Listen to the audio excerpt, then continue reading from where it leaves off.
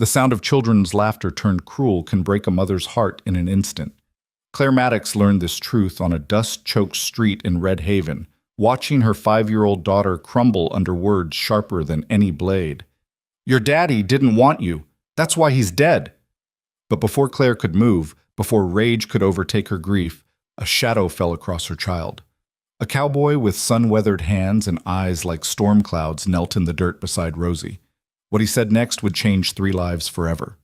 Before we begin, drop a comment telling us what city you're watching from. We love seeing how far our stories travel. Now, let's go back to where it all started. The wagon wheels creaked their final revolution as Claire Maddox pulled the tired horses to a stop on the outskirts of Red Haven, Montana territory. Dust devils danced across the main street, carrying with them the scent of horse manure, wood smoke, and something else. Something that smelled like possibility, or perhaps desperation. She couldn't quite tell the difference anymore. Beside her on the worn wooden seat, 5-year-old Rosie pressed her face against Claire's arm, her small body trembling despite the afternoon heat. The child hadn't spoken since they'd crossed the territorial line 3 days ago, communicating only through those huge brown eyes that seemed to hold far too much sorrow for someone who'd barely begun to live. "We're here, sweetheart," Claire whispered, pressing her lips to Rosie's dark curls. The little girl smelled of road dust and the lavender soap Claire had managed to save from their old life, back when they'd had a home, back when Richard had been alive, back when the world made sense. But the world didn't make sense anymore. It hadn't since the fever took Richard 8 months ago, leaving Claire with a 5-year-old daughter, $17 in coins, and the address of a distant cousin in Montana who'd promised her a teaching position in a letter that now felt ancient. Claire climbed down from the wagon, her legs protesting the movement after days of traveling. Her black morning dress, the only decent dress she owned, was coated in a fine layer of trail dust that made her look like a ghost. Perhaps that's what she was. The ghost of the woman who'd once believed in happily ever after. She reached up for Rosie, lifting her daughter down with careful hands. The child's arms locked around Claire's neck with desperate strength. "Mama, I'm scared," Rosie finally whispered, her breath hot against Claire's ear. "I know, baby. I know." Claire's eyes stung, but she blinked back the tears. She'd cried enough. Now was the time for strength, for rebuilding, for somehow creating a life out of the ashes of the one they'd lost. "But we're going to be brave, remember? You and me together, we're going to make a new home here." Red Haven wasn't much to look at. A single main street lined with weathered wooden buildings that had seen better days. The general store dominated one corner, its false front painted with fading letters advertising provisions and supplies. Across the street, a saloon called the Lucky Horseshoe already echoed with the sounds of afternoon drinking.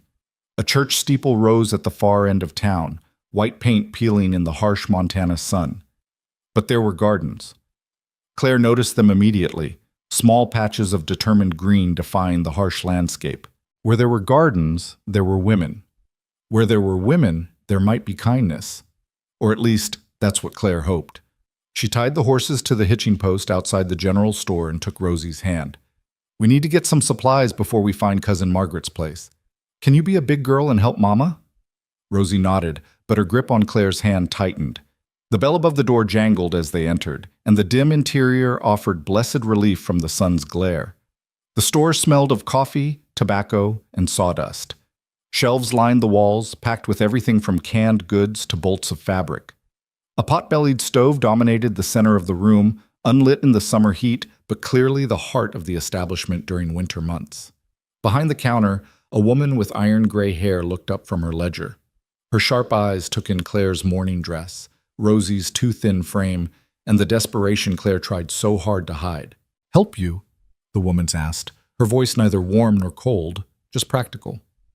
"Yes, please, I need—" Claire paused, calculating the precious coins in her reticule. "Flour, if you have it, and some salt pork, maybe some beans." "You the new teacher?" The woman set down her pencil, studying Claire with increased interest. Hope flickered in Claire's chest. "Yes, Claire Maddox. I'm looking for Margaret Sutton. She's my cousin." She arranged the position. Something shifted in the woman's expression. Not quite pity, but close enough to make Claire's spine stiffen.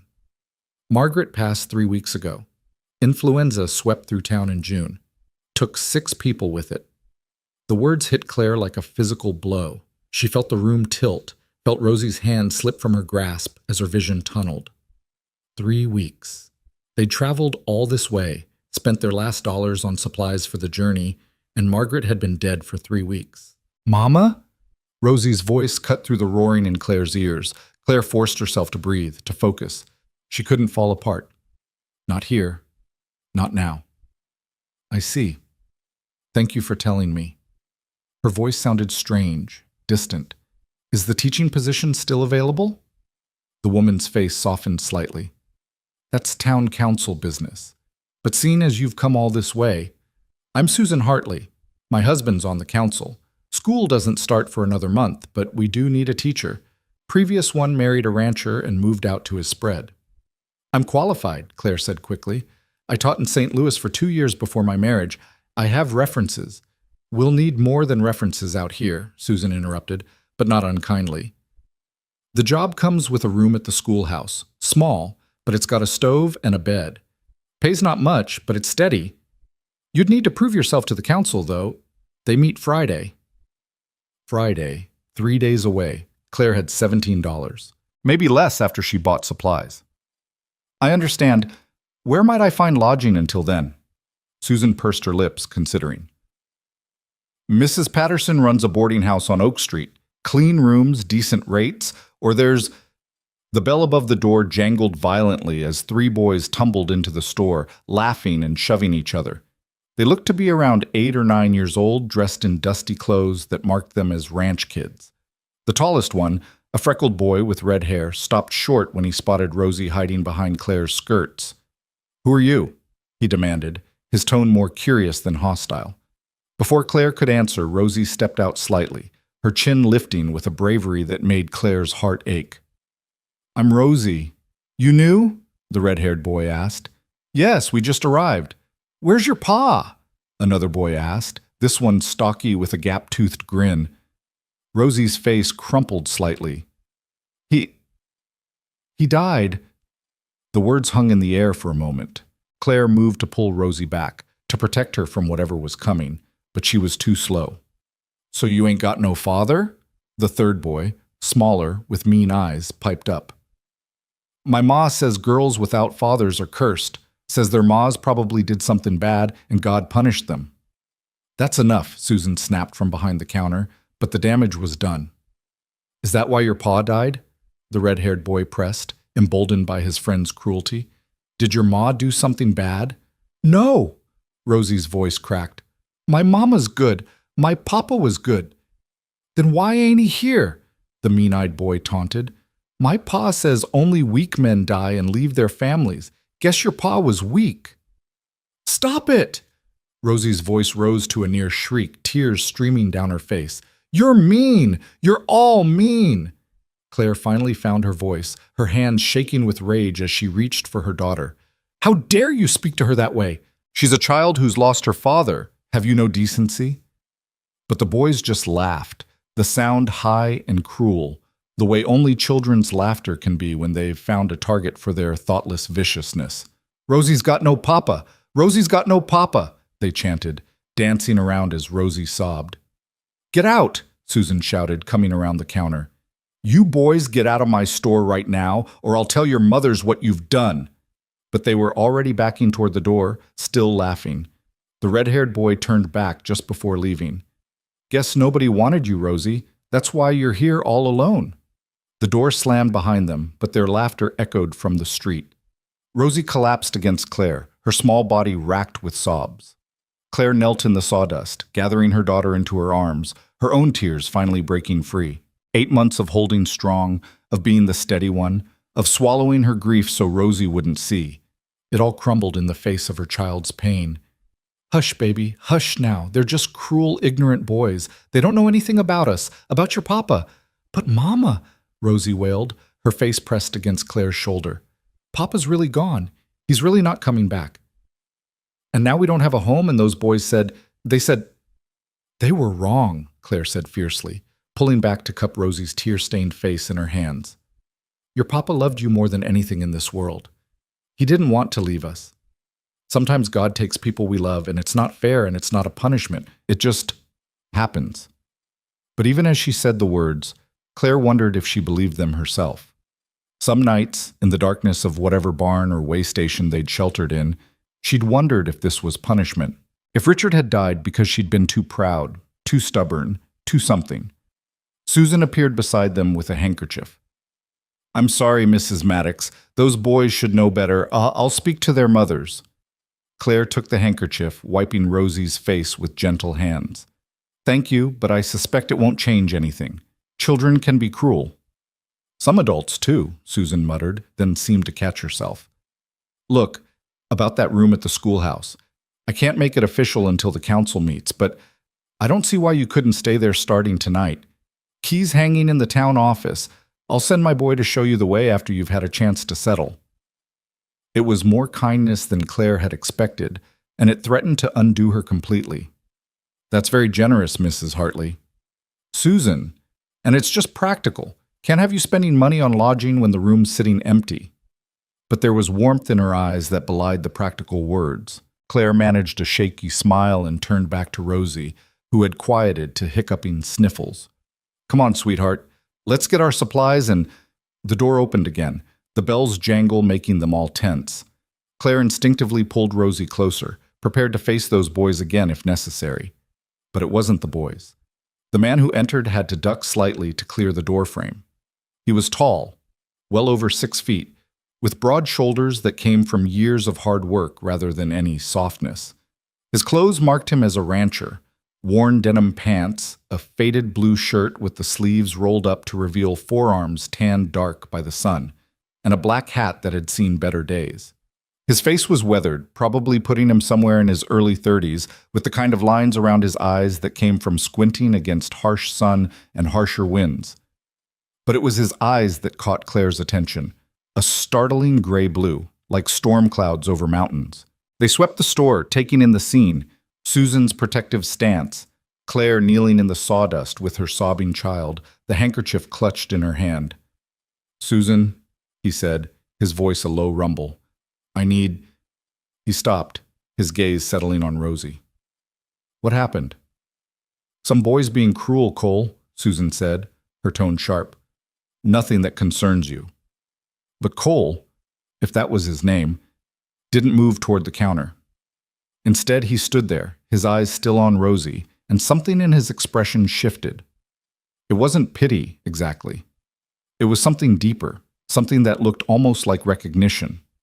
Then, without a word, he crossed the store with measured steps and did something that would later be recounted in parlors and over Sunday dinners for months to come.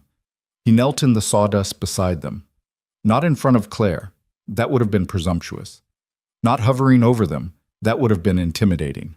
But beside them, lowering himself to Rosie's level with a grace that seemed impossible for a man his size.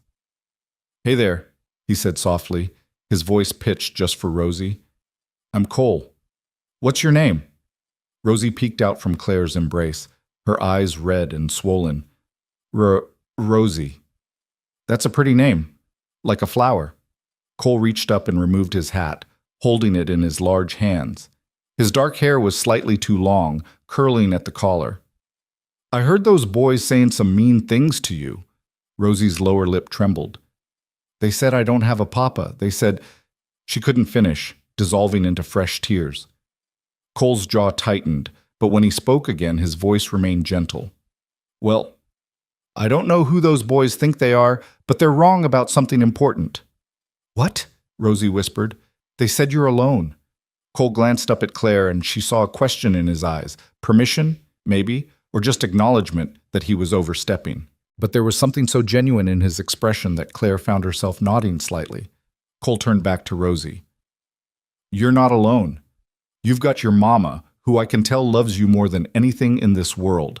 And now you're in Red Haven, which means you've got a whole town of people who are going to watch out for you. But those boys were being bullies. And you know what I've learned in my 32 years? Cole's mouth quirked in something almost like a smile. Bullies are usually just scared kids who don't know how to be brave. They pick on others because it makes them feel bigger. But you're already braver than they'll ever be. How? Rosie asked, her voice small but curious. Because you and your mama traveled all the way here, to a new place to start over. That takes real courage, the kind those boys don't have. Cole shifted slightly, and Claire noticed his knees must be aching from kneeling on the hard floor, but he didn't move to rise. And I'll tell you something else, Rosie. You may not have your papa with you anymore, but that doesn't mean you don't have anyone. It doesn't? No. Cole's voice dropped even lower, and Claire had to strain to hear him. Because starting right now, you've got me. I know I'm just some stranger who walked into a store, but I'm making you a promise. You'll never face those boys alone again. You need someone to walk with you, someone to make sure nobody's being cruel. You've got that now. Really? Rosie's eyes were wide, shimmering with tears, but also something else. Hope, fragile and new. Really? Cole finally stood, his knees cracking slightly with the movement, but his gaze remained on Rosie. Then he looked at Claire, and she saw uncertainty flicker across his face for the first time. If that's all right with your mama, of course. I don't mean to presume. It's very kind of you, Mr. Claire's voice came out rougher than she intended, thick with emotion she couldn't quite name. Archer. Cole Archer. I've got a ranch about 5 miles north of town. He twisted his hat in his hands, suddenly looking uncomfortable. I'm not trying to interfere, Mrs. Maddox, Claire Maddox. She rose to her feet, keeping one hand on Rosie's shoulder. And I appreciate your kindness to my daughter. It's been a difficult day, a difficult few months, really.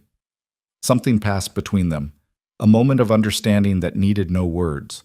Cole Archer had the eyes of someone who knew what loss looked like, who recognized grief even when it tried to hide behind practical concerns and stiff spines. Well, Mrs. Maddox, he said, settling his hat back on his head. Welcome to Red Haven. I hope those boys didn't give you the wrong impression of this town. Most folks here are decent people. Susan's already been very kind, Claire said, managing a small smile. We're just finding our footing. Cole nodded, then looked down at Rosie again. You remember what I said, all right? You're not alone. Rosie nodded, scrubbing at her eyes with the back of her hand. Thank you, Mr. Cole. The corner of his mouth lifted in something that might have been a smile, though it looked out of practice. Just Cole is fine. He tipped his hat to Claire and turned to leave, but Susan called out to him. Cole Archer, you came in here for a reason. Don't tell me you forgot already. Cole paused, looking slightly sheepish. Right. Hell, I don't even remember now. I'll come back tomorrow. He was out the door before Susan could respond, leaving Claire standing in the middle of the general store with sawdust on her knees and a daughter who had finally stopped crying. Well, Susan said, breaking the silence that had settled over them. That's Cole Archer for you.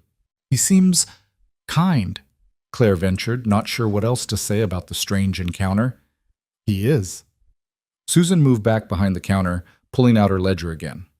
Lost his own family years back. Wife and unborn child. Influenza, same as took my Margaret. He's been quiet ever since, keeps to himself mostly. Works his ranch, comes to town for supplies, but doesn't socialize much. She paused, looking up at Claire with an expression that was hard to read. In all the years since, I've never seen him speak to a child like that. Never seen him kneel down and make promises to a little girl he doesn't know. Claire's throat tightened. I see. Do you? Susan's eyes were shrewd. Cole Archer is the most eligible bachelor in 3 counties. He's got land, money, and good looks to boot. Half the unmarried women in Montana Territory have set their sights on him at one time or another. He doesn't give any of them the time of day. I'm not, Claire started, but Susan held up a hand. I'm not saying you are. I'm just telling you so you understand what just happened in my store. Cole Archer doesn't make promises lightly. If he told your daughter she's not alone, he meant it, which means you've just been adopted by the most stubborn, loyal man in Red Haven. Claire looked down at Rosie, who was still sniffling but no longer crying. The child looked up at her with those big brown eyes. Mama, I like him. Is he going to be our friend? I don't know, sweetheart, Claire said honestly, but he seems like a good man. He knelt down, Rosie said, as if this explained everything. Papa used to kneel down too, so he could look at me. The words pierced Claire's heart.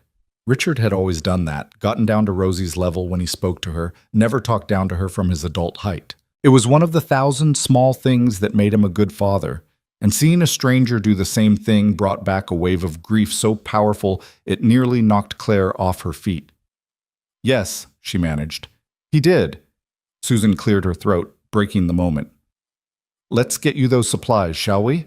And I'll have my boy Tom show you to the schoolhouse after. It's not fancy, but it's clean, and the roof doesn't leak much." They spent the next half hour gathering supplies: flour, beans, salt pork, a little bit of coffee that Susan threw in for free, seeing as you've had a hard day. Claire didn't argue, too exhausted and overwhelmed to fight about kindness. By the time they stepped back out onto the dusty street, the sun had moved lower in the sky, painting everything in shades of gold and amber. Tom Hartley, a gangly boy of about 14, waited with their wagon, having already loaded their supplies. "Ma says I'm to show you to the schoolhouse," he announced, then climbed up onto the seat beside Claire without waiting for a response. The schoolhouse sat at the eastern edge of town, a modest wooden building with a pitched roof and a small bell tower. Behind it, connected by a short covered walkway, was an even smaller structure, the teachers' quarters. It was, as Susan had warned, nothing fancy. A single room with a bed, a table, 2 chairs, and a stove. But it had windows that let in light, a door that locked, and most importantly, it was theirs.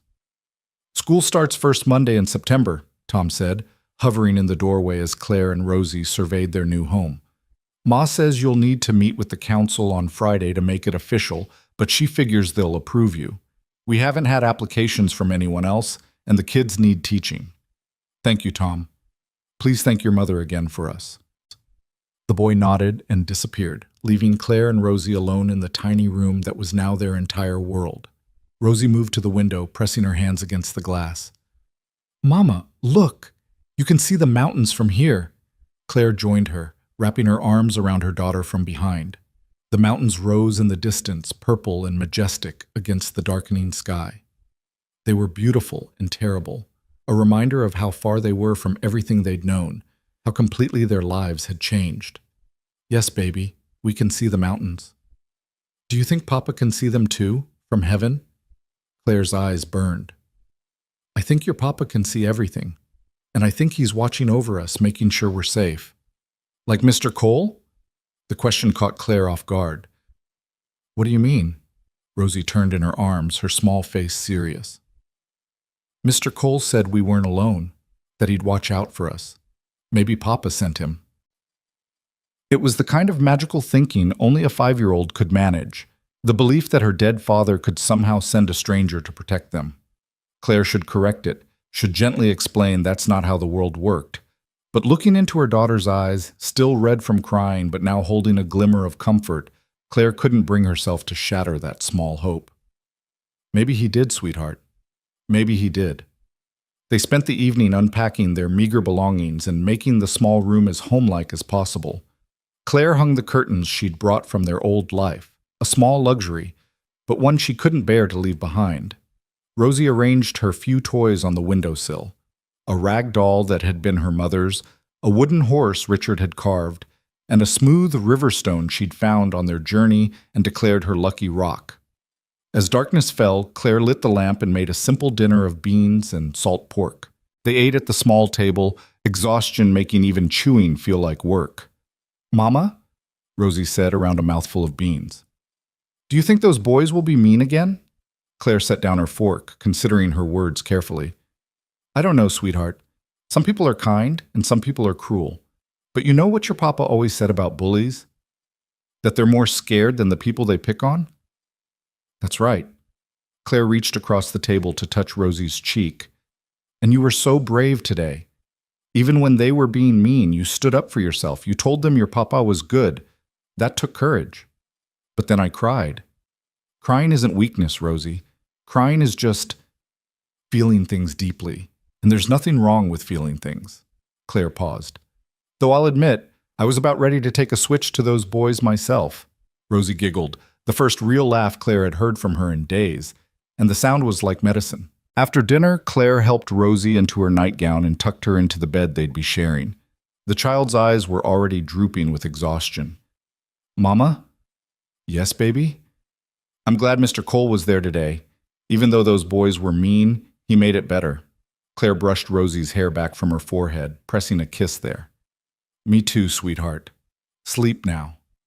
But as Rosie drifted off, Claire found herself unable to settle.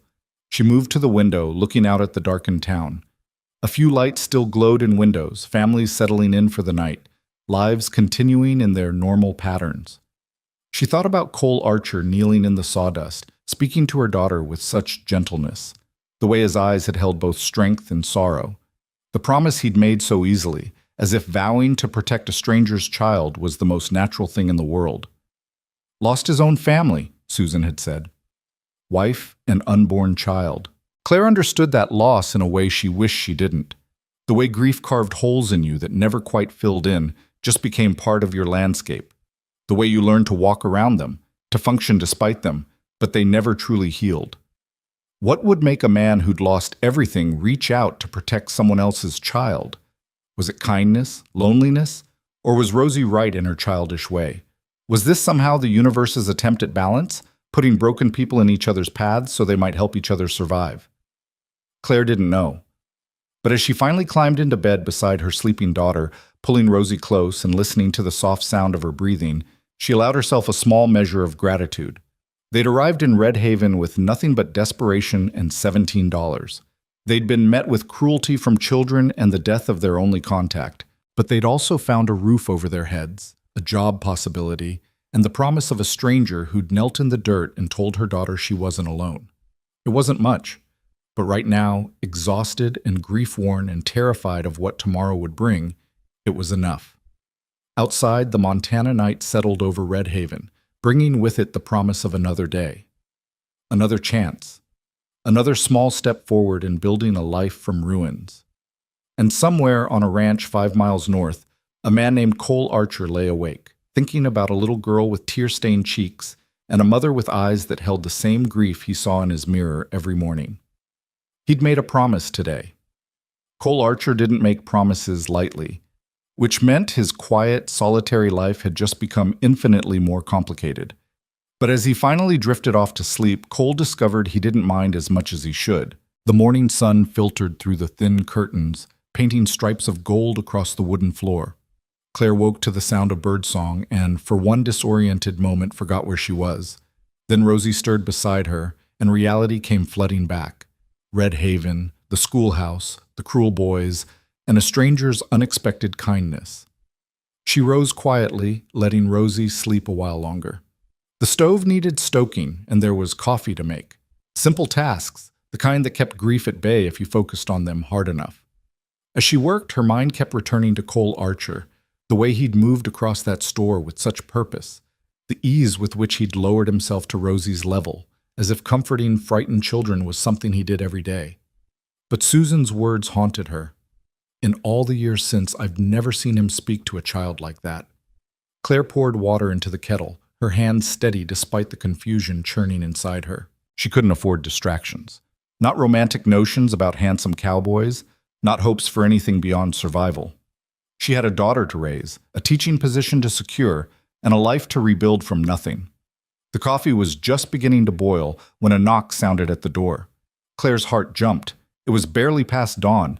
Who would be calling at this hour? She smoothed her hair, suddenly conscious that she was still in her nightdress with only a shawl thrown over her shoulders, and cracked the door open. Cole Archer stood on the small porch, hat in hand. He looked like he'd been up for hours already.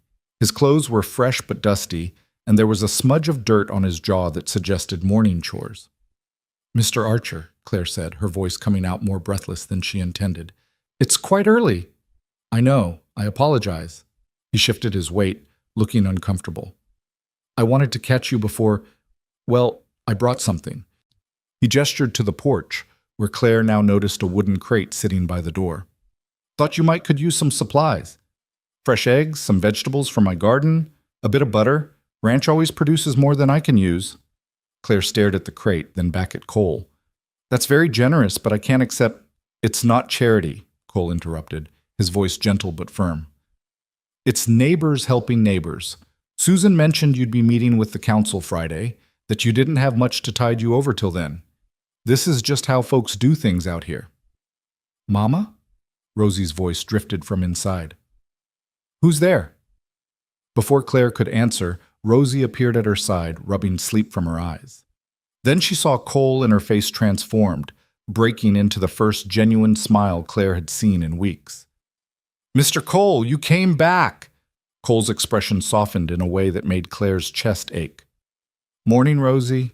I brought you and your mama some things from my ranch. You like eggs? I love eggs. Mama makes them scrambled with butter, and they're my favorite thing in the whole world. Well then, you're in luck. Cole knelt down. There it was again, that automatic lowering to a child's level, and met Rosie's eyes. I've got 6 fresh eggs in there, laid just this morning, plus some carrots and potatoes. Even got a bit of honey if you like sweet things. Rosie's eyes went wide. Real honey? From bees? From my own hives. You ever taste honey straight from the comb? Rosie shook her head, mesmerized. Then you're in for a treat. Cole stood, finally looking back at Claire. I should get going. Just wanted to drop these off before heading back to the ranch.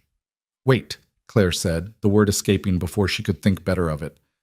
I've just made coffee. It's the least I can offer after your kindness. Something flickered in Cole's eyes. Surprise, maybe? Or pleasure? I wouldn't want to impose. You're not imposing. You brought us food when we had very little. Please, let me give you coffee in return. Cole hesitated, then nodded slowly. All right. Thank you. Claire ushered him inside, suddenly acutely aware of how small the space was, how his presence seemed to fill it. She busied herself with cups while Rosie chattered at Cole, showing him her lucky rock and wooden horse. My papa made this, Rosie said, holding up the carved horse. He was real good at making things. He made Mama a jewelry box too, but we had to leave it behind because the wagon was too small. Cole took the horse, examining it with genuine interest. This is fine work. Your papa had skilled hands. He was a carpenter, Claire said, setting the coffee cups on the table. In St. Louis. He built furniture mostly, but he liked to carve small things for Rosie in the evenings. Cole handed the horse back to Rosie with careful reverence. A man who takes time to carve toys for his daughter is a good man. You should be proud of your papa, Rosie. I am. Rosie clutched the horse to her chest, even though those boys said he was weak for dying. Cole's jaw tightened, and Claire saw anger flash across his face before he controlled it. Those boys were wrong. It doesn't take strength to say cruel things to a little girl. It takes strength to keep going after loss. Your papa would be proud of how brave you and your mama have been. Claire's hands trembled as she poured the coffee.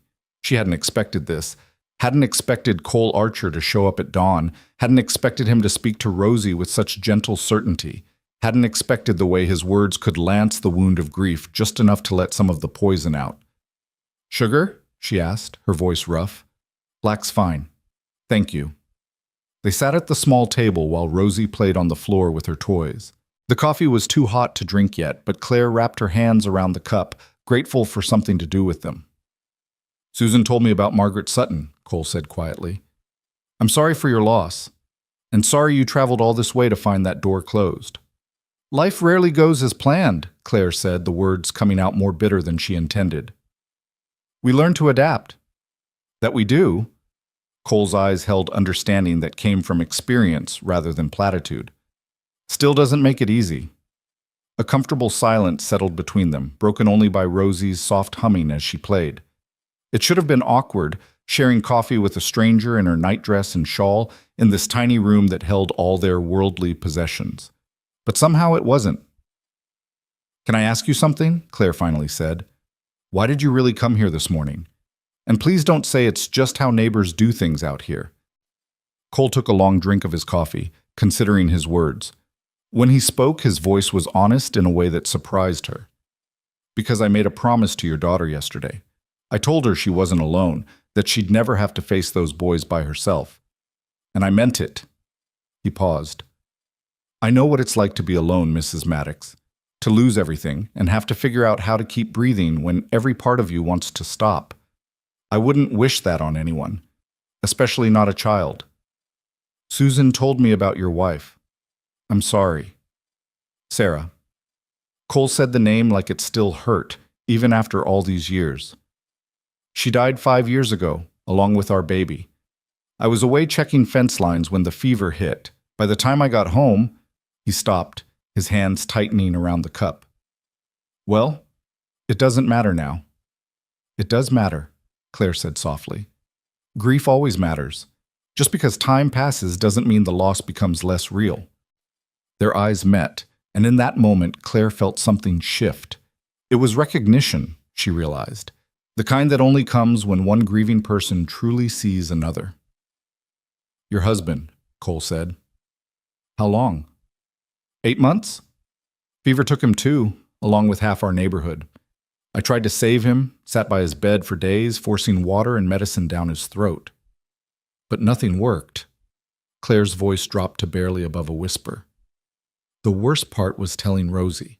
She kept asking when Papa would wake up, and I had to explain that he wouldn't, that he was gone forever. That's a heavy burden to carry alone. I didn't have much choice. Richard's parents had passed years before, and my family— Claire shook her head. Let's just say they didn't approve of my marriage to a carpenter. They cut me off when I refused to marry the banker they'd chosen. So when Richard died, I had no one. Margaret was my only option, and now you're here, Cole finished. In a strange town with a 5-year-old and $17 to your name. Claire's head snapped up.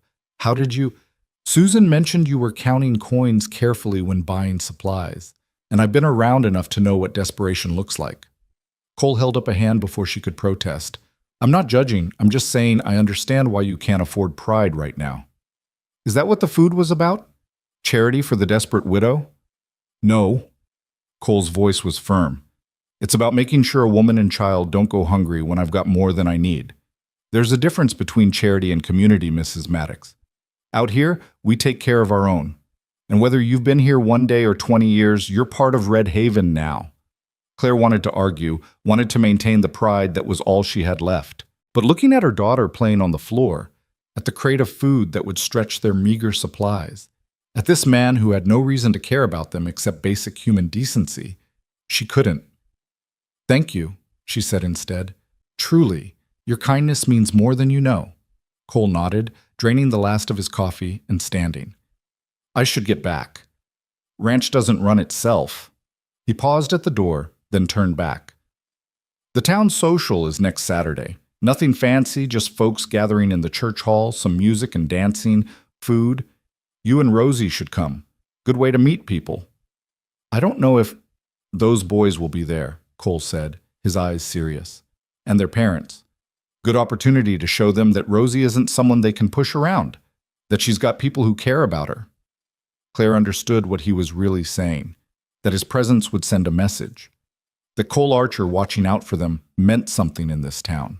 All right, she agreed. We'll come. Cole's mouth quirked in what might have been a smile. Good. I'll look for you there. He tipped his hat to Rosie. You take care, little one. And remember what I said, you're not alone. After he left, Claire stood at the door, watching him climb onto a beautiful bay horse and ride toward the edge of town. Rosie appeared at her side, pressing against her leg. I like him, Mama. He's nice like Papa was.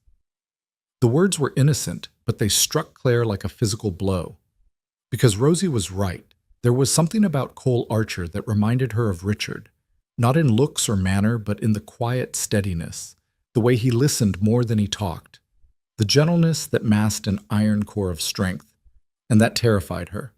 Because Claire had learned the hard way that letting yourself depend on someone, letting yourself care about them, just gave fate another way to hurt you. Richard had been strong and healthy, and he'd still died, leaving her shattered and alone. What made her think anything different would happen with anyone else? Come on, sweetheart, she said, pulling Rosie back inside. Let's make those eggs Mr. Cole brought us. The next few days passed in a blur of preparation. Claire cleaned the schoolhouse from top to bottom, reviewing the curriculum she'd brought from St. Louis and adapting it for a frontier classroom. She met with Susan twice more, learning the rhythms of the town, the families she'd be teaching, the expectations the council would have. Rosie spent her days exploring their small yard, collecting rocks and wildflowers, slowly emerging from the shell of grief she'd wrapped around herself. Claire watched her daughter's transformation with cautious hope. Maybe this could work. Maybe they really could build a life here. Friday arrived with Claire's nerves stretched taut. The council meeting was at 2 o'clock, in the church hall. Susan had assured her it was mostly a formality, but Claire knew better than to assume anything. She dressed in her best morning dress, or rather, her only dress that wasn't covered in trail dust, and braided her hair in a neat crown. Rosie wore her Sunday dress, carefully preserved through their journey, and looked like a miniature lady. "Do I have to come, Mama?" Rosie asked as they walked toward the church. "Yes, sweetheart. The council needs to meet both of us, since we'll be living at the schoolhouse." The church hall was a simple room with wooden benches and a raised platform at one end. 5 men sat at a table on the platform, older men, weathered by years of frontier life, their faces giving nothing away. Claire's stomach clenched. This was it, the moment that would determine whether they had a future here or would be back on the road with nowhere to go. "Mrs. Maddox," the man in the center said, his voice formal. "I'm James Patterson, head of the town council. Please, have a seat." Claire sat, pulling Rosie onto her lap despite the child's protest that she was too big. She needed the comfort of her daughter's weight, the reminder of why she had to succeed. "We've reviewed your teaching credentials," Patterson continued. "Very impressive. 2 years in St. Louis, references from the headmaster, experience with children of various ages." "Thank you, sir." "However," the word fell like a stone, "we have some concerns." Claire's heart sank. "What concerns?" "You're a widow, Mrs. Maddox. Young, alone, with a small child. Teaching is demanding work, especially in a frontier town where resources are limited. We worry whether you'll be able to manage both the classroom and your personal responsibilities." It was the polite version of what Claire had heard before, that a woman alone couldn't possibly be capable, that she needed a man to make her legitimate. "With respect, Councilman Patterson, I've been managing both teaching and motherhood for 2 years. In St. Louis, I taught a classroom of 35 students while caring for my daughter and maintaining a household. I assure you I'm more than capable." Perhaps in St. Louis, where you had the support of a husband and community. This from another councilman, a thin man with suspicious eyes. Out here, things are different. Harder. We need someone who can commit to the long term, not someone who'll marry and move away within a year. The implication was clear. They thought she was looking for a husband, that teaching was just a stopgap until she could find another man to take care of her. Claire's spine stiffened. "I have no intention of marrying, gentlemen. My husband's death is too recent, and my focus is entirely on providing for my daughter and serving this community.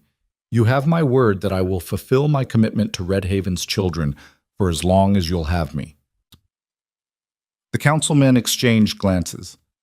Claire felt her chances slipping away, felt the future she desperately tried to build crumbling before it even began. Then the door opened. Cole Archer walked in, his boots echoing on the wooden floor. He removed his hat, nodding to the council. "Gentlemen, I apologize for the interruption." "Mr. Archer," Patterson said, surprise evident in his voice. "This is a closed council meeting." "I know, but I heard you were meeting with Mrs. Maddox about the teaching position, and I wanted to offer my perspective." Cole's voice was respectful but firm. "As a landowner and taxpayer in this community." The councilman shifted uncomfortably. Cole Archer's ranch was one of the largest in the territory, his taxes a significant portion of the town's revenue. His opinion carried weight whether they liked it or not. "Very well," Patterson said slowly. "What's your perspective, Mr. Archer?" Cole moved to stand beside Claire's chair, not touching but close enough that his presence felt like support. "I think Mrs. Maddox is exactly what this town needs. She's educated, experienced, and desperate enough to stay when easier opportunities might tempt her elsewhere. That's not a weakness, gentlemen. That's an asset." "But her circumstances," the thin councilman began. "Her circumstances make her strong," Cole interrupted. "She's traveled across the territory alone with a child, faced the death of her only contact here, and is still standing in front of you asking for a chance to prove herself. That takes courage and determination. Those are the qualities I'd want in someone teaching my children." He paused. "If I had any." The room fell silent. Everyone knew Cole's story, knew about Sarah and the baby. For him to invoke that loss in defense of a stranger spoke volumes. "Furthermore," Cole continued, "Mrs. Maddox needs this position, which means she'll fight for it. She'll work harder than anyone you could hire from the East who sees this as an adventure. She understands what's at stake, and in my experience, people who have something to lose are the ones you can count on. Patterson studied Cole for a long moment, then looked back at Claire. Mrs. Maddox, can you start the week after next? School opens the first Monday of September. Relief flooded through Claire so powerfully she felt dizzy. Yes, absolutely. The salary is $15 a month, plus use of the schoolhouse quarters. You'll teach students ages 6 through 14 5 days a week, expected to attend church on Sundays and maintain a respectable reputation in the community. I understand. Thank you, Councilman Patterson. Thank you all. The councilman nodded, already moving on to other business. Cole offered his arm to Claire, helping her stand on shaky legs. They walked out together, Rosie between them, into the afternoon sunshine. You didn't have to do that, Claire said once they were out of earshot. Speak for me like that. I know. Cole settled his hat back on his head. But those old men needed reminding that strength comes in different forms. They were so busy worrying about you being a woman alone that they couldn't see what was right in front of them, someone willing to work hard because she has to. Still, you invoked your own loss to defend me. That couldn't have been easy. Cole's expression clouded briefly. No, but it was true. And sometimes truth is more important than comfort. Rosie tugged on Cole's hand.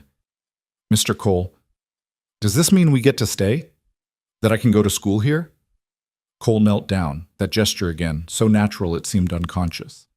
Yes, Rosie, you get to stay. Your mama's going to be the teacher, which means you'll learn all sorts of things, reading and writing and arithmetic. Will you visit us still? Now that we're staying? The question hung in the air between them. Cole glanced up at Claire, something uncertain in his eyes. If your mama says it's all right. All of Claire's careful walls, all her determination to stay independent and unattached, crumbled under the weight of her daughter's hopeful expression and this man's unwavering kindness. Of course it's all right, she heard herself say. You've been nothing but generous to us. We'd be glad to have you visit. Something shifted in Cole's expression. A softening, a relief so profound it made Claire wonder just how alone he'd been these past 5 years. Then I'll come by tomorrow, he said. Got some wood that needs splitting for your stove, and I noticed the schoolhouse steps could use mending. You don't have to— I know, Cole interrupted gently, but I want to. That's the difference. He tipped his hat to both of them and walked away, leaving Claire standing in the churchyard with her daughter, and a future that suddenly seemed less terrifying than it had an hour ago. That night, after Rosie had fallen asleep, Claire sat at the window watching the stars. She thought about the council meeting, about how close she'd come to losing everything. And she thought about Cole Archer walking through that door, standing beside her chair like a bulwark against doubt. He'd called her desperate, but he'd made it sound like strength. He'd acknowledged her circumstances without pitying them. And he'd promised to come back tomorrow, to do work she hadn't asked for simply because he wanted to. It should have felt like charity. It should have chafed against her pride. Instead, it felt like the first truly solid ground she'd stood on in 8 months. Claire pulled Rosie closer, breathing in the scent of her daughter's hair, and allowed herself something she hadn't permitted in a long time. Hope. Not the desperate, clawing hope that came from having no other options, but the quiet kind that whispered maybe, just maybe, they were going to be all right. Outside, the Montana night stretched vast and full of stars. Somewhere on a ranch 5 miles north, Cole Archer lay awake thinking about a woman with fierce eyes and a backbone of steel, and a little girl who'd somehow reminded him that his heart, though scarred, still worked. Tomorrow, he'd come back. He'd split wood and mend steps and find other excuses to be near them. And slowly, carefully, like a man approaching a wounded animal, he'd try to show them that not all promises ended in loss. That sometimes the people who came into your life when everything was broken were exactly the ones meant to help you heal. True to his word, Cole arrived the next morning just after sunrise, a wagon loaded with split wood rattling behind his horse. Claire heard him before she saw him, the sound of hoofbeats and creaking wheels pulling her from the bread dough she'd been kneading. She wiped her flour-dusted hands on her apron and stepped onto the small porch, shading her eyes against the morning sun. Cole was already unloading wood, His shirt sleeves rolled up to reveal forearms corded with muscle. He worked with the efficient economy of movement that came from years of ranch labor, stacking the logs against the side of the building with practiced ease. "Mr. Archer," Claire called out, "you didn't need to bring so much." He looked up, a slight smile tugging at the corner of his mouth. "Winter comes early up here, Mrs. Maddox, and it stays late. You'll need every stick of this and more before spring. Still, I should pay you for the wood and your labor." "You can pay me by making sure Rosie gets a good education," Cole interrupted, hefting another armload. "That's payment enough." Before Claire could argue further, Rosie burst through the door, her nightgown fluttering around her ankles. "Mr. Cole, you came back! You really came back!" Cole set down the wood and caught Rosie as she launched herself at him, spinning her around in a circle that made her shriek with laughter. The sound pierced Claire's heart. She couldn't remember the last time she'd heard her daughter laugh like that, pure and unguarded. "Of course I came back," Cole said, setting Rosie on her feet. "I made a promise, didn't I? And a man keeps his promises." "Papa used to say that too," Rosie said, her expression growing solemn. "He said a man's word is his bond." "Your papa was right." Cole's voice was gentle. "That's one of the most important things a man can have, his word. Money can be lost, land can be taken, but if you keep your promises, people know who you are." Claire watched them from the porch, something warm and frightening unfurling in her chest. This was dangerous territory. Rosie was already attaching herself to Cole, already starting to see him as a fixture in their lives. And what would happen when he eventually moved on? When he found a wife of his own, or simply tired of playing protector to a widow and her child? The pain would destroy Rosie, and if Claire was honest with herself, it might destroy her too. "Rosie, go inside and get dressed," Claire called out, her voice sharper than she intended. "We have lessons to do before the school term starts." Rosie's face fell, but she obeyed, trudging back inside with dragging steps. Cole straightened, wiping sweat from his brow, and looked at Claire with those too perceptive eyes. "Did I overstep?" he asked quietly. "No, I just—" Claire struggled for words that wouldn't reveal too much. "I don't want her to become too dependent, to expect things that might not last." Cole studied her for a long moment, then walked to the porch steps and sat down, gesturing for Claire to join him. After a brief hesitation, she did, careful to maintain a respectable distance between them. "You're afraid I'm going to disappoint her," Cole said. It wasn't a question. "I'm afraid she's going to get hurt. She's already lost her father. I can't watch her lose someone else she cares about." "So you'd rather keep everyone at arm's length? Never let anyone close because they might leave?" The words stung because they were true. "It's safer that way." "Is it?" Cole's voice was thoughtful rather than challenging. "Or is it just a different kind of hurt? The slow ache of loneliness instead of the sharp pain of loss?" Claire turned to look at him, really look at him. There were lines around his eyes, grooves beside his mouth that spoke of years spent squinting into the sun and holding back words. His hands, resting on his knees, were scarred and calloused, working hands that knew hardship.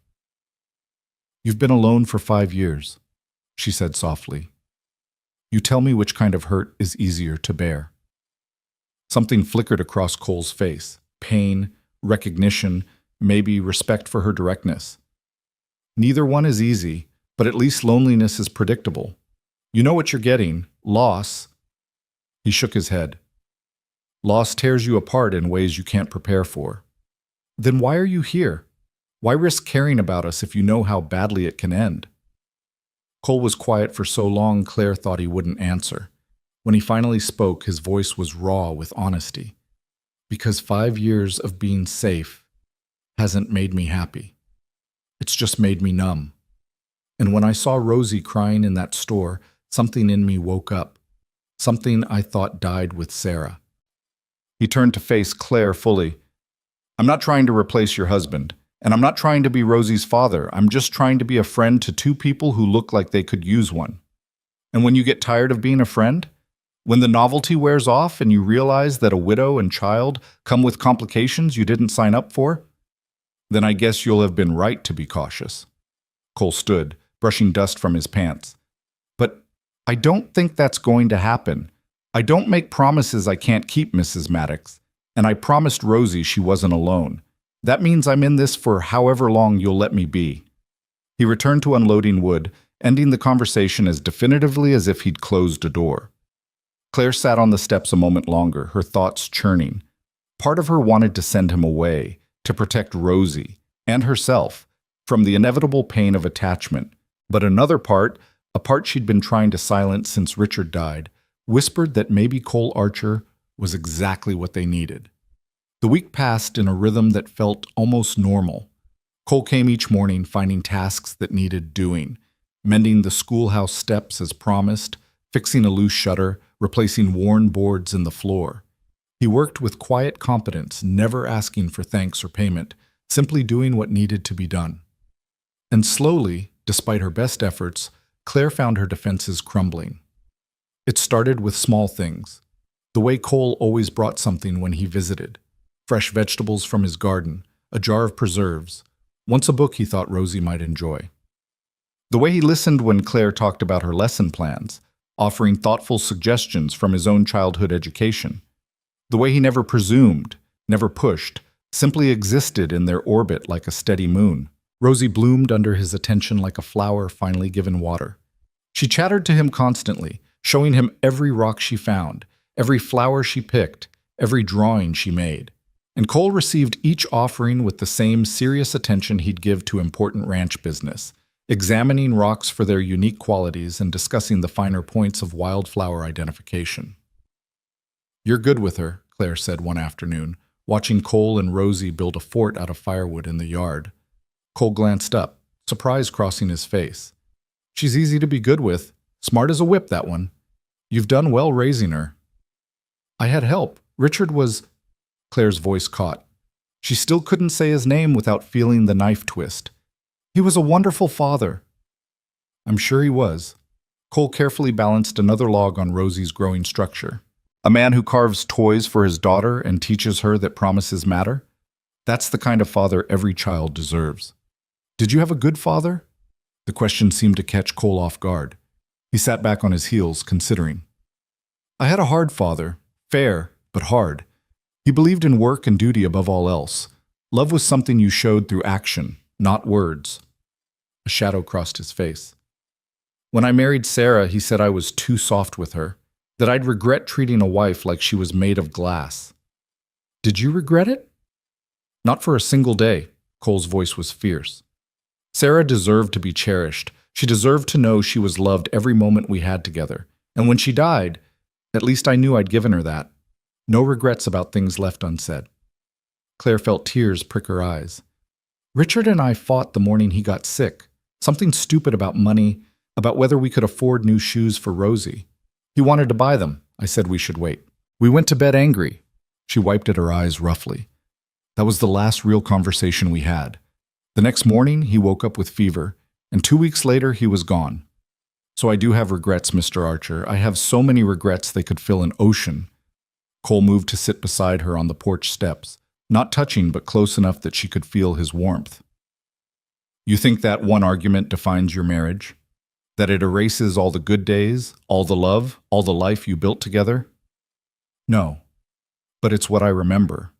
When I think of our last words, that's what I hear, my voice, sharp and unkind, over something as meaningless as shoes."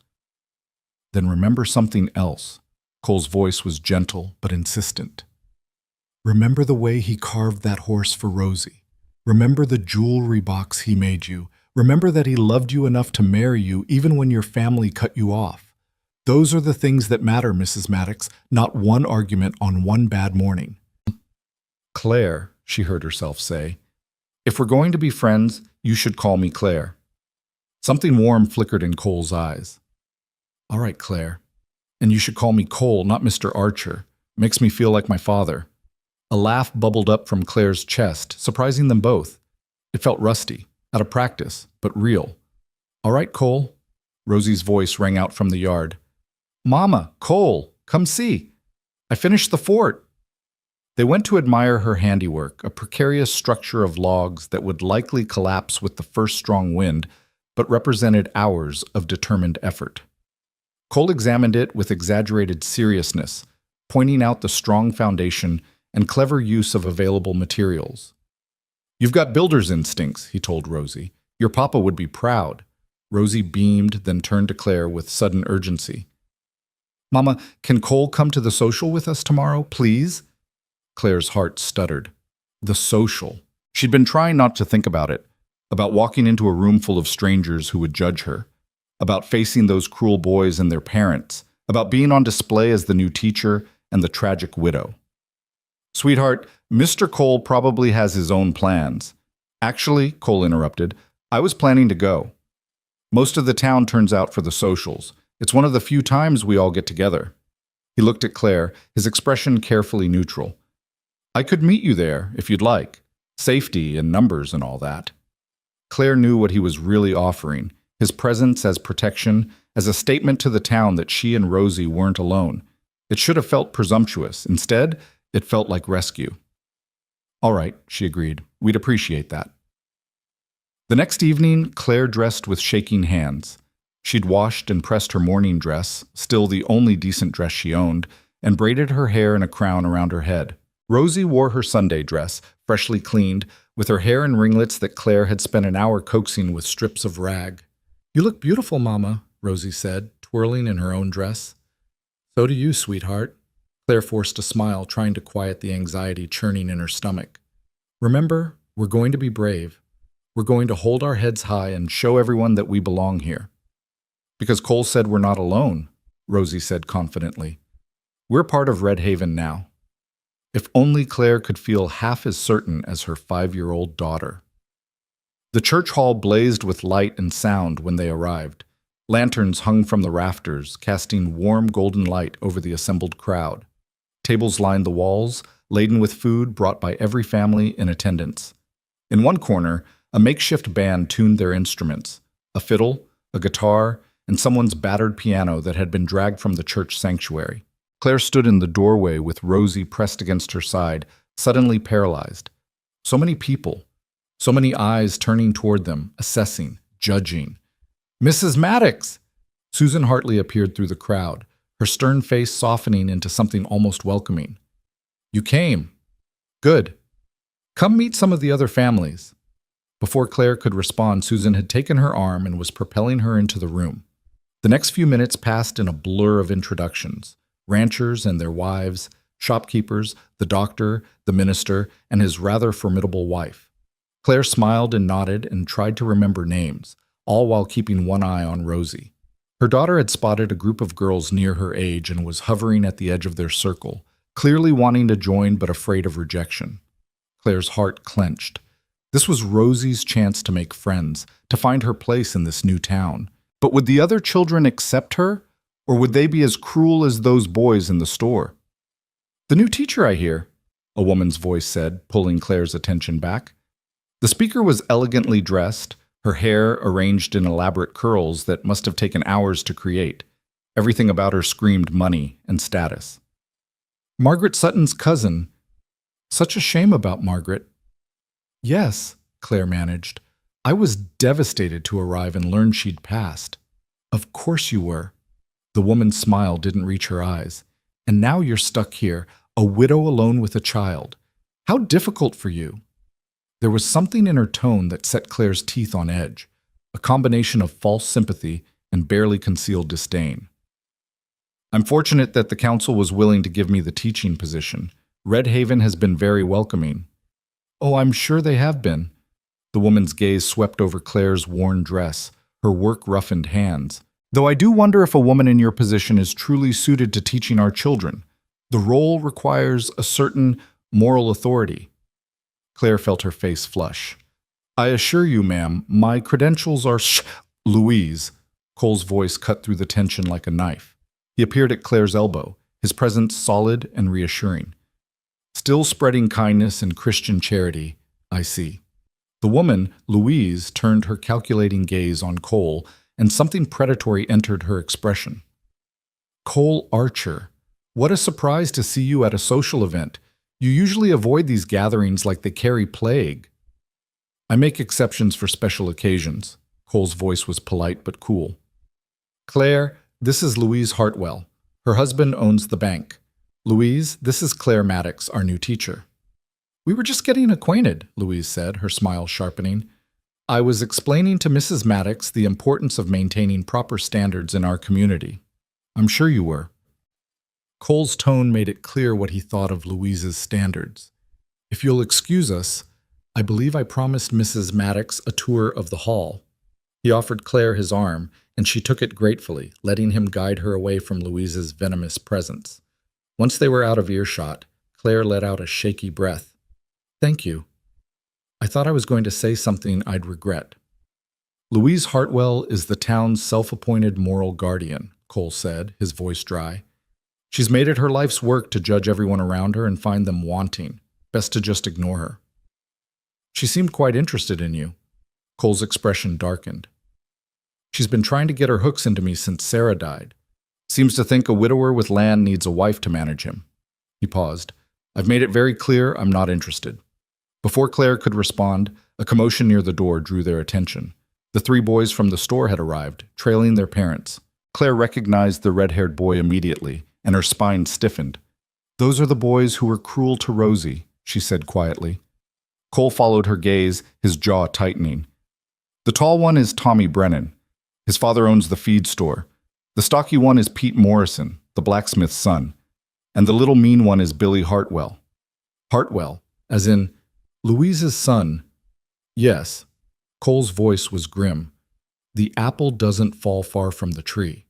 Claire scanned the room for Rosie and found her still hovering near the group of girls who now had their mothers with them. One of the women glanced at Rosie, then deliberately turned her back, pulling her daughter closer. The message was clear. Rosie wasn't welcome. Excuse me, Claire said, starting toward her daughter, but Cole caught her arm gently. Wait, look! Another girl had broken away from the group, a little blonde thing with braids and a gap-toothed smile. She walked right up to Rosie and held out her hand. Want to see my doll? The girl asked, her voice carrying across the hall. Papa just brought her from Denver. She's got real china face and everything. Rosie's face lit up like sunrise. Really? Can I hold her? Sure, come on. The two girls ran off together, leaving the disapproving mothers and the other children behind. Claire felt tears sting her eyes. That's Emma Patterson, Cole said softly. The boarding house keeper's daughter. Good kid. Kind heart. Like her mother, I imagine. Exactly like her mother. The fiddle struck up a tune, and couples began moving toward the center of the hall for dancing. Cole shifted beside Claire, and she could feel his nervousness even before he spoke. I'm not much of a dancer, he said, but if you'd like, that is, if it wouldn't be inappropriate given your mourning. Claire looked at him.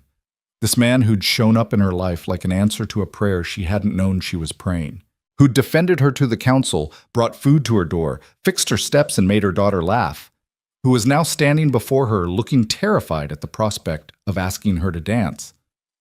I'd like that, she said. Very much. Relief flooded Cole's face. He led her onto the floor just as the band transitioned into a waltz. His hand settled at her waist, large and warm, and Claire's breath caught.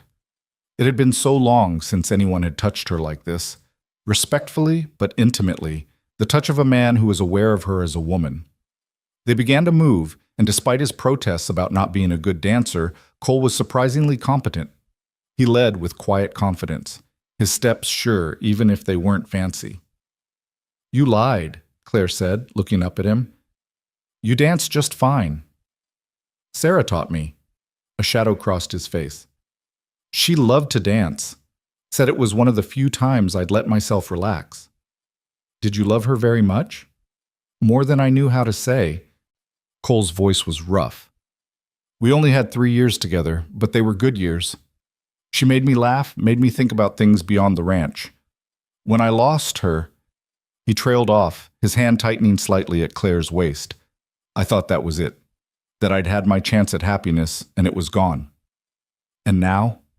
Cole's eyes met hers, and Claire saw vulnerability there that made her chest ache. Now I'm starting to think maybe that's not how it works. Maybe we get more than one chance if we're brave enough to take it. The music swelled around them, and Claire let herself drift in the moment, the warmth of the crowded hall, the sound of laughter and conversation, the solid presence of Cole's hand guiding her through the dance. For the first time since Richard died, she felt something other than grief or fear or desperate determination to survive. She felt alive. The waltz ended, and Cole released her reluctantly. "Thank you for the dance." "Thank you for asking." Claire smoothed her skirt, suddenly self-conscious. "I should check on Rosie." "Of course."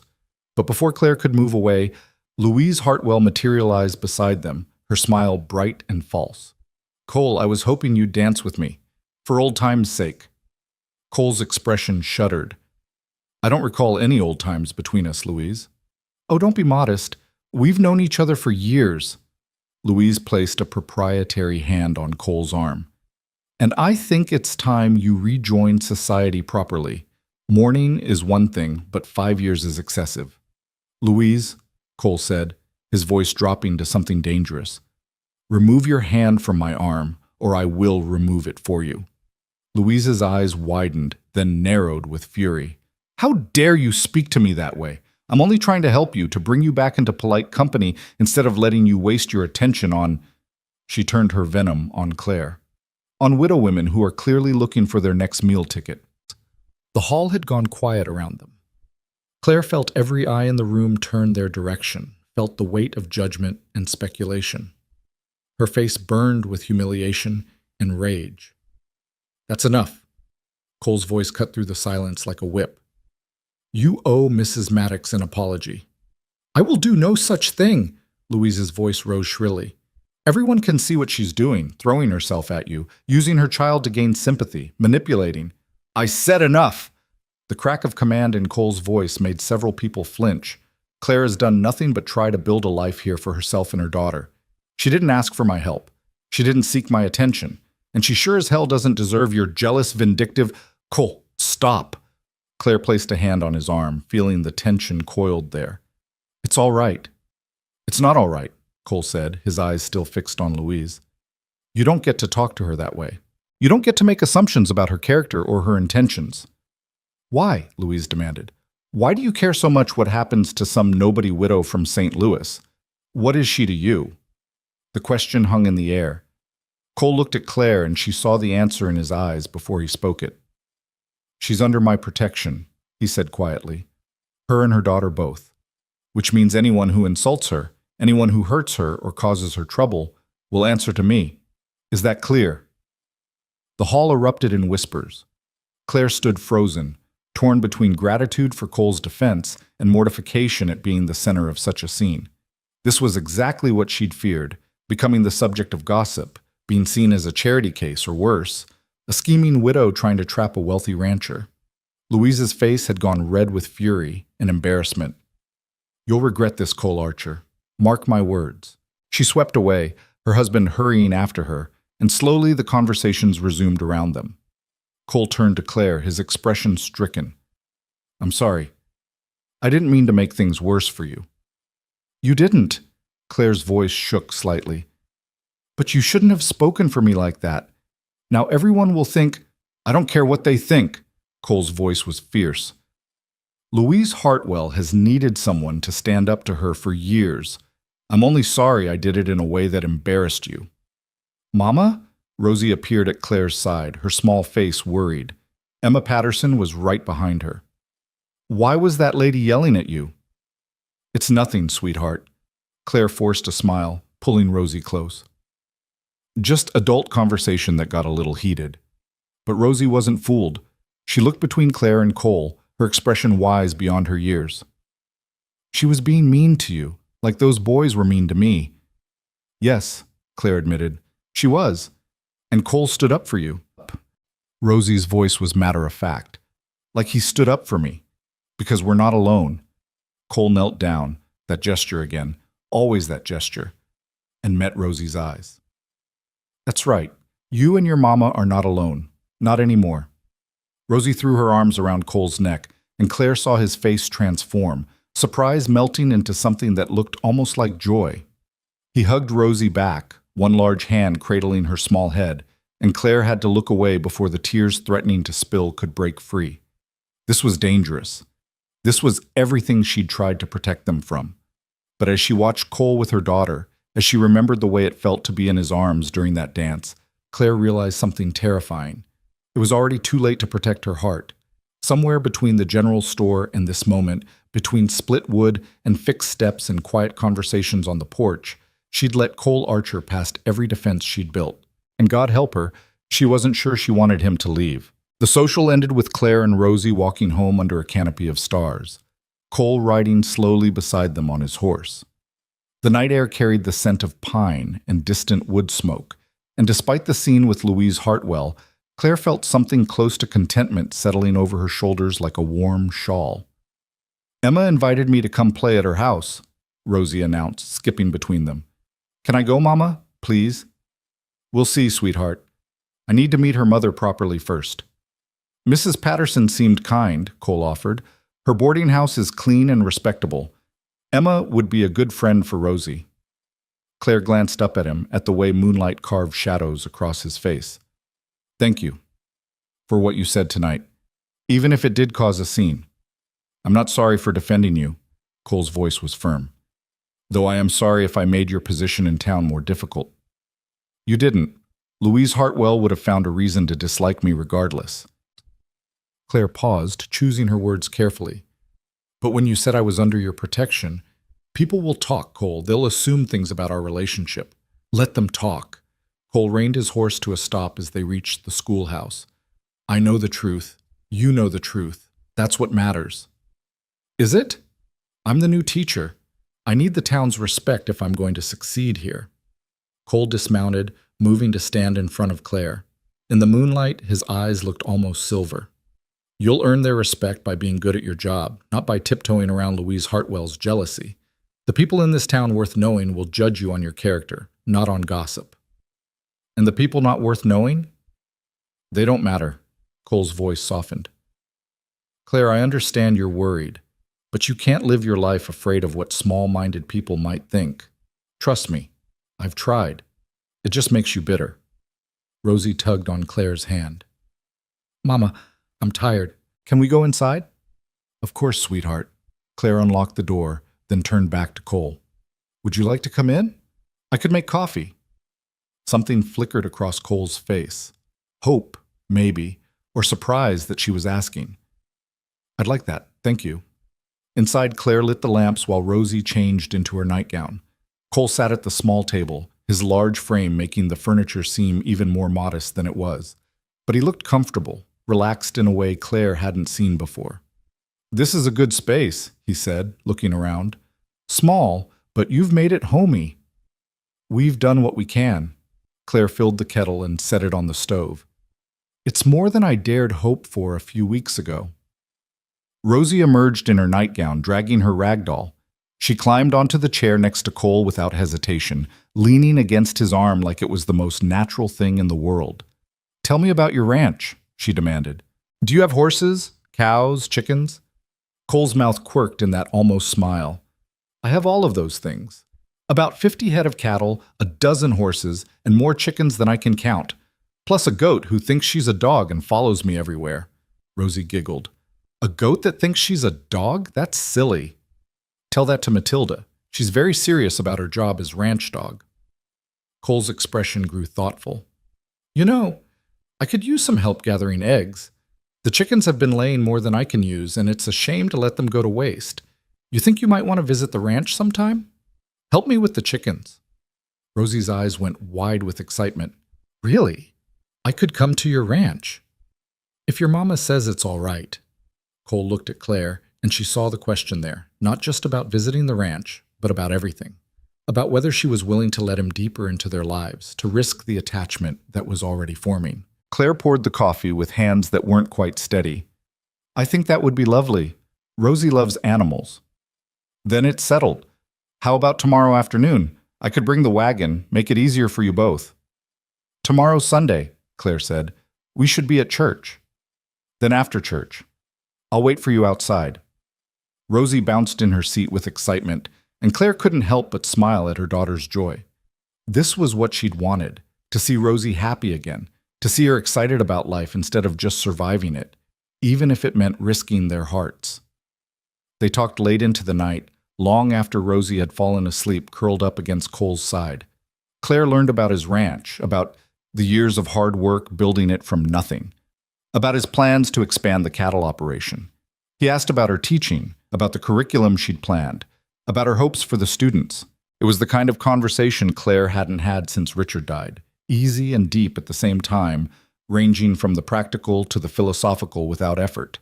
And sitting across the table from Cole, watching lamplight flicker across his weathered face, Claire felt something she'd thought was dead forever stirring back to life. Hope. Not just for survival, but for something more. Cole finally left near midnight, carefully extracting himself from Rosie's sleeping grip and laying her gently on the bed. At the door he paused, his hat in his hands. "Claire, I need you to know something." "What?" "I'm not playing at this. I'm not helping you because I feel sorry for you, or because I'm lonely, or because I need a good deed to balance some cosmic ledger." His eyes were intense in the lamplight. "I'm here because when I look at you and Rosie, something in me that's been dead for 5 years starts to feel alive again.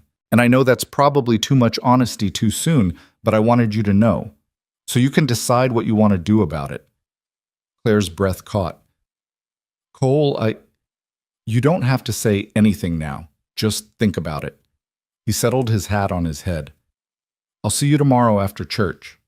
Then he was gone, leaving Claire standing in the doorway with her heart pounding and her thoughts in chaos. Sunday dawned bright and clear.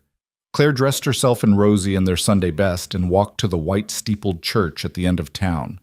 The building was already full when they arrived, the morning sunlight streaming through simple glass windows to paint patterns on the worn wooden pews.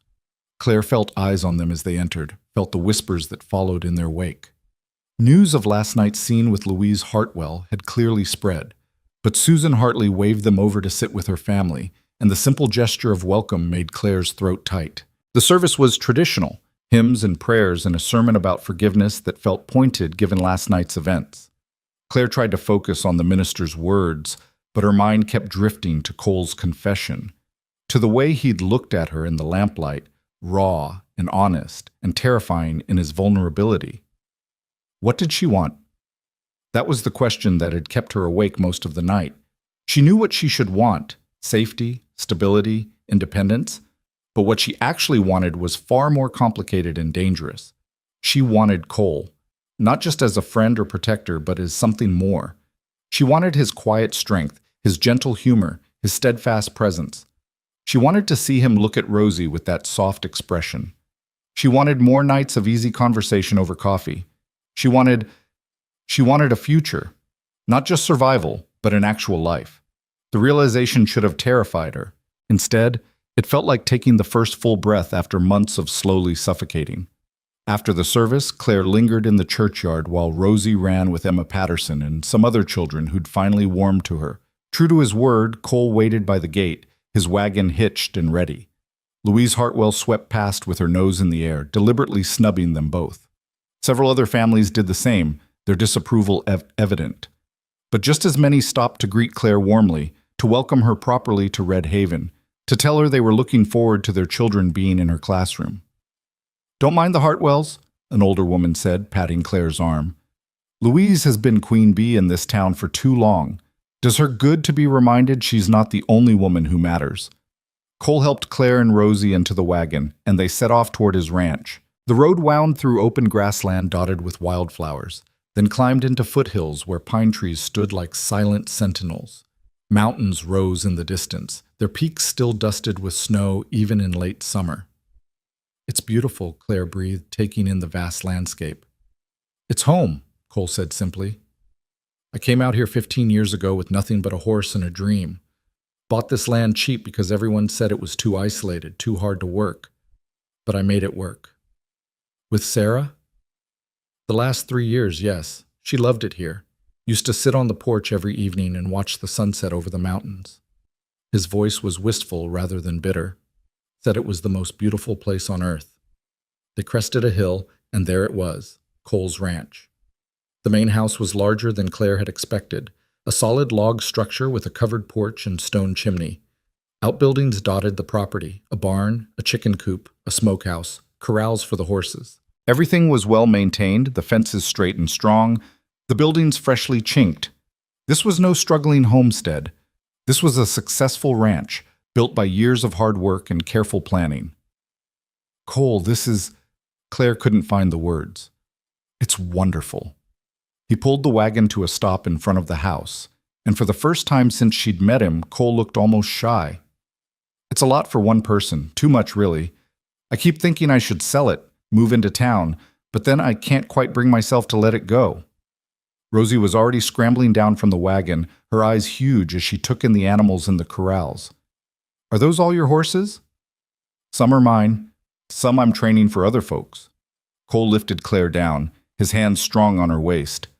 Want to meet them? The next hour passed in a blur of wonder as Cole showed them around the ranch. Rosie fed carrots to the horses, collected eggs from the chickens with squeals of delight, and met Matilda the goat, who did indeed think she was a dog, and tried to herd them all like sheep. But it was the house that truly captured Claire's attention. Cole showed them inside almost reluctantly, as if afraid of what she might think. The main room was spacious, with a stone fireplace dominating one wall and furniture that was simple but well made. A kitchen took up one corner, equipped with a cast-iron stove that made Claire's little schoolhouse stove look like a toy. Doors led to what Cole said were 2 bedrooms and a small study. It was a home meant for a family. And walking through it, Claire could almost see the ghost of what it might have been. Children running through the rooms, a woman at that stove preparing dinner, laughter and warmth filling the empty spaces. Sarah chose most of the furniture, Cole said, running his hand along the back of a rocking chair. She had good taste. Better than mine, anyway. It's beautiful, Cole, really beautiful. He turned to face her, and Claire saw vulnerability in his expression. I keep it the way she left it. Some folks say I should change things, make it mine instead of ours. But I can't seem to do it. It feels like erasing her.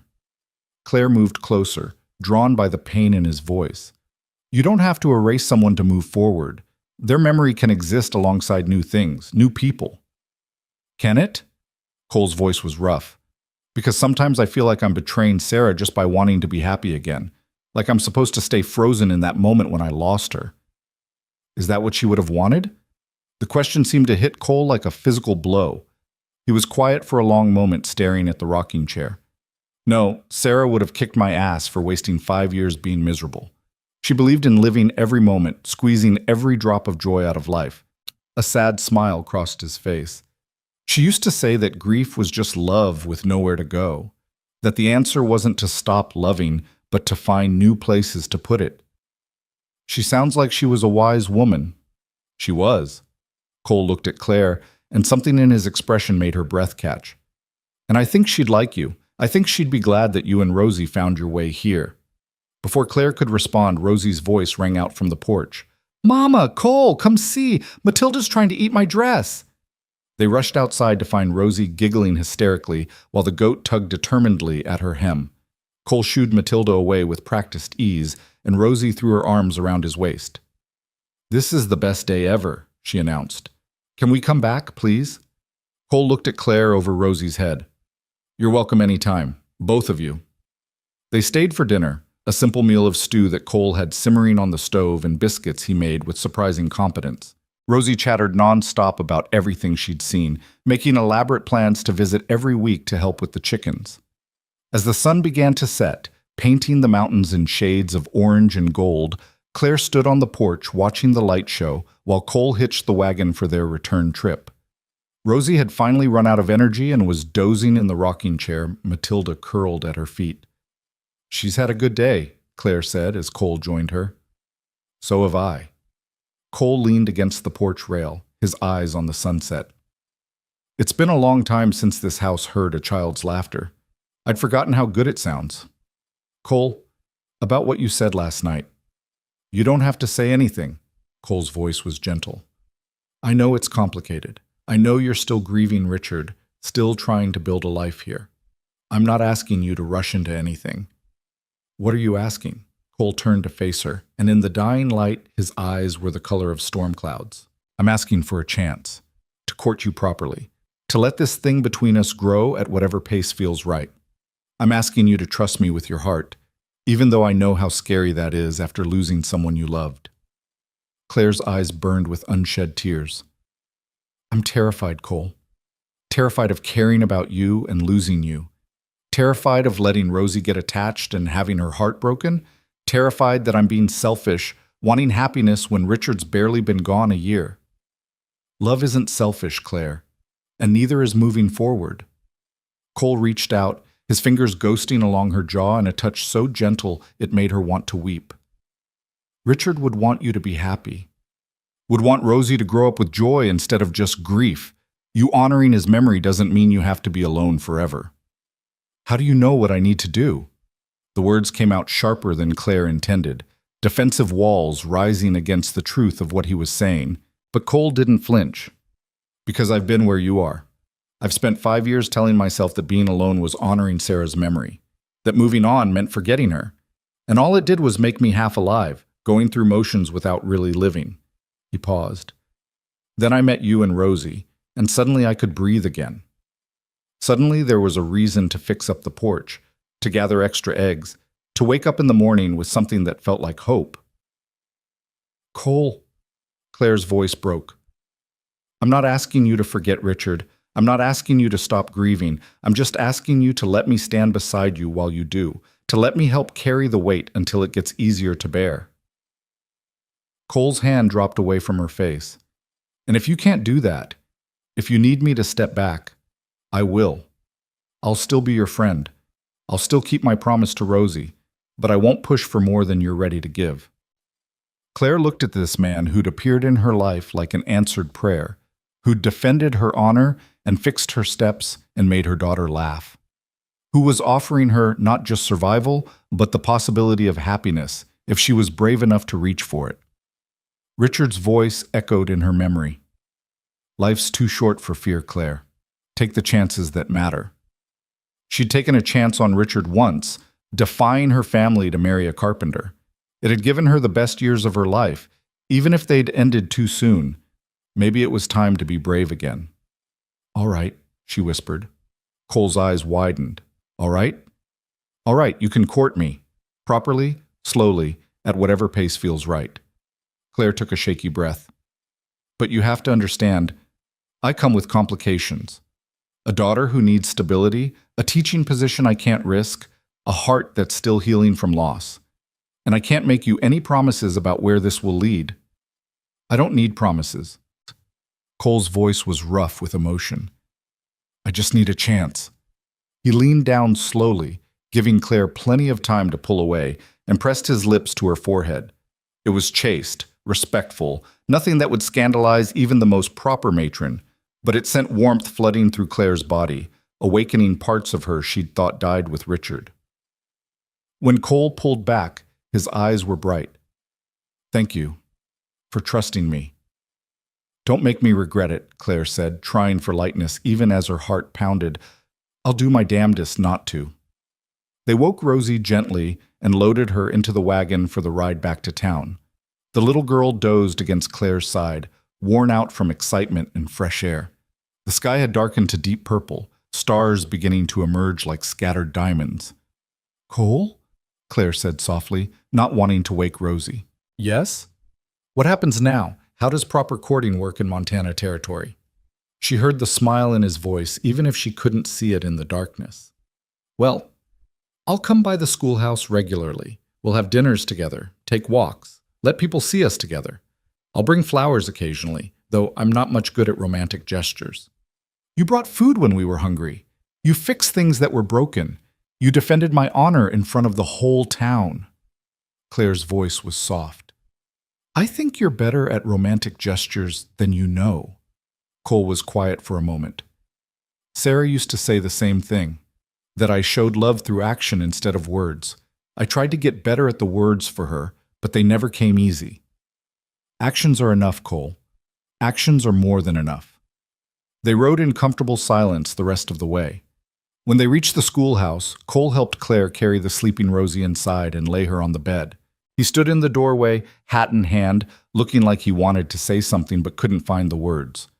Thank you for today, Claire said, for sharing your home with us, for being patient with my fears. Thank you for giving me a chance. Cole's voice was earnest. I know it wasn't easy. After he left, Claire stood at the window watching his wagon disappear into the night. Her heart felt full and terrified at the same time, like she was standing on the edge of a cliff trying to decide whether to jump. But maybe that was what courage was. Not the absence of fear, but the decision to jump anyway. School started the following Monday, and Claire threw herself into teaching with fierce determination.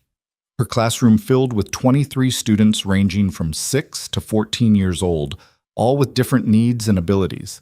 She taught reading and arithmetic, history and geography, grammar and penmanship. And slowly, grudgingly, even the most skeptical parents admitted that the new teacher knew her business. True to his word, Cole courted her properly. He came to the schoolhouse 3 or 4 times a week, always with some excuse, bringing vegetables from his garden, checking on repairs he'd made, asking her opinion on a book he'd read. They took walks after dinner while Rosie played in the yard, talking about everything and nothing. And gradually, so gradually, Claire barely noticed it happening, the weight of grief began to lift. Not disappearing, but shifting, becoming something she carried alongside hope instead of it. The town slowly accepted their courtship, though Louise Hartwell made her disapproval known at every opportunity. But most people seemed pleased that Cole Archer was finally moving on with his life, and that the new teacher had found someone to look after her. Emma Patterson became Rosie's constant companion, the two girls inseparable at school and during playtime. Emma's mother, Dorothy Patterson, became a friend to Claire, one of the few women in town who didn't seem to judge her for being a widow or for letting Cole court her. "You're good for him," Dorothy said one afternoon while the girls played in the schoolyard. "I've known Cole since he came to Red Haven. He's been like a ghost these past 5 years, here, but not really here. You've brought him back to life." "He's done the same for me," Claire admitted. "I was so focused on survival I'd forgotten there could be more than that." "Well, the whole town's watching to see when he'll propose. The betting pool at the saloon has it happening by Christmas." Claire felt her face heat. "That's absurd. We've only been courting for 2 months." "That's long enough when you're both adults who know what you want." Dorothy's smile was knowing. "And anyone with eyes can see that man is head over heels in love with you." Love. The word made Claire's heart skip. She and Cole hadn't spoken of love yet, tiptoeing around the word like it was something precious and fragile that might shatter if named too soon. But she felt it growing between them, undeniable as the seasons changing. October came with the first frost, and Cole insisted on checking the schoolhouse to make sure it was properly weatherproofed for winter. He spent a whole Saturday re-chinking gaps in the walls and checking the stove, Rosie following him around like a devoted puppy. "You're good with her," Claire said, echoing words from months ago. Cole looked up from his work, sawdust in his hair. "She makes it easy, smart as a whip, that one, and brave. She reminds me of you." "She reminds me of Richard," Claire said softly. "The way she sees the world, the questions she asks. Sometimes it hurts to look at her and see so much of him staring back." Cole set down his tools and came to sit beside Claire on the porch steps. "Does it bother you that I'm not Richard, that I can't be what he was?" "No." Claire's voice was firm. "I don't want you to be Richard. I want you to be Cole, the man who knelt in the dust beside my crying daughter, the man who defended my honor even when it cost him social standing, the man who's been nothing but patient and kind while I figured out how to open my heart again." Cole's hand found hers, their fingers intertwining. "I love you, Claire. I know it's soon. I know we said we'd go slow, but I need you to know. I love you. And I love Rosie, and I want you both in my life permanently." Claire's breath caught. This was it. The moment she'd been both longing for and dreading. The moment when she had to decide if she was brave enough to risk everything again. She thought of Richard, of the years they'd had together. She thought of the grief that had nearly destroyed her, the desperate journey to Red Haven, the cruel boys and Louise Hartwell's venom. And she thought of Cole kneeling in sawdust, making promises to a child he didn't know. "I love you too," she whispered. "God help me, I do." Cole's face transformed, joy breaking across it like sunrise. He cupped her face in his work-roughened hands and kissed her, properly this time. Not the chaste brush of lips on forehead, but a real kiss that tasted of promise and hope and second chances.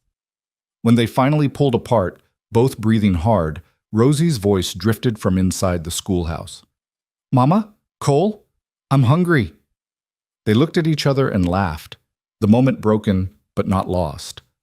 Cole pressed his forehead to Claire's, his eyes soft. Marry me, he said. Not now, not until you're ready, but someday. Say you'll marry me and let me spend the rest of my life making you and Rosie happy. Claire's heart was so full she thought it might burst. Ask me again at Christmas. If you still feel the same way then, I'll say yes. Cole's smile was brilliant. I'll still feel the same way. I'll feel the same way 50 years from now. Then you have yourself a deal, Cowboy. The weeks between October and Christmas stretched like a sweet ache, filled with the kind of anticipation that made every ordinary moment feel significant. Claire taught her students while counting down the days, watching Cole's eyes follow her across the churchyard on Sundays, feeling the weight of his unspoken question hanging between them like something precious waiting to be unwrapped. November brought the first real snow, transforming Red Haven into something from a fairy tale. Claire woke one morning to find the world outside her window blanketed in white, and Rosie's squeal of delight pulled her from bed faster than any alarm could have. Mama, Mama, look, it snowed, real snow. They bundled up in every warm thing they owned and ventured out into the transformed landscape. The schoolyard had become a winter wonderland, and within an hour, half the town's children had converged there for an impromptu snow battle that left everyone soaked and laughing. Cole arrived mid-morning with his wagon, ostensibly to check that the schoolhouse stove was working properly in the cold. But Claire saw through the excuse. She saw it in the way his eyes sought hers immediately, in the soft smile that crossed his face when he found Rosie building a lopsided snowman with Emma Patterson. The stove's working fine, Claire said, meeting him at the door with snow in her hair and pink cheeks from the cold. Good to know. Cole's eyes sparkled with mischief. Though I should probably check it thoroughly. Safety first. Of course. Safety first. Claire bit back a smile. Would you like some coffee while you conduct your very thorough safety inspection? That would be appreciated, ma'am. They fell into the easy rhythm they'd developed over the past months, moving around each other in the small space like they'd been doing it for years instead of weeks. Cole did actually check the stove because that's who he was, a man who followed through even on pretense. But mostly they talked, sharing the small details of their days that somehow felt monumental when shared with the right person. The cattle are ready for winter, Cole said, warming his hands on the coffee cup. Got enough hay stored to last through even a hard season. Fixed the barn roof where it was leaking. Matilda tried to eat my hat yesterday. Claire laughed, the sound coming easier now than it had in months. That goat is a menace.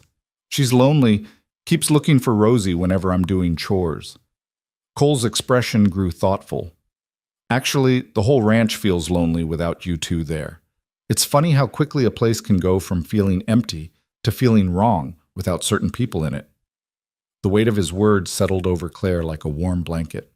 Cole, I know, Christmas. I promised I'd wait until Christmas to ask again. He set down his coffee cup and reached for her hand. But that doesn't stop me from thinking about it every day, from imagining what it would be like to wake up with you beside me, to watch Rosie grow up in that house, to fill all those empty rooms with life and laughter. Claire's throat tightened. I think about it too. More than I probably should. Why shouldn't you? Because I'm scared, Claire admitted. Scared that I'm moving too fast, that I'm dishonoring Richard's memory, that I'm being selfish, wanting happiness when he's barely been gone a year. Cole pulled her closer, his hands warm on her arms. Claire, look at me. When she did, his eyes were fierce with conviction. You loved Richard. That love doesn't disappear just because you're ready to love someone else. The heart doesn't work that way. It doesn't run out of room. It just grows bigger. How did you get so wise about love? 5 years of getting it wrong taught me a lot about getting it right. Cole brushed a strand of hair from her face, the gesture achingly tender. I wasted so much time thinking that loving Sarah meant I couldn't love anyone else, that moving forward meant leaving her behind. But that's not how it works. She's part of who I am, part of what made me the man standing here with you. And Richard's part of who you are.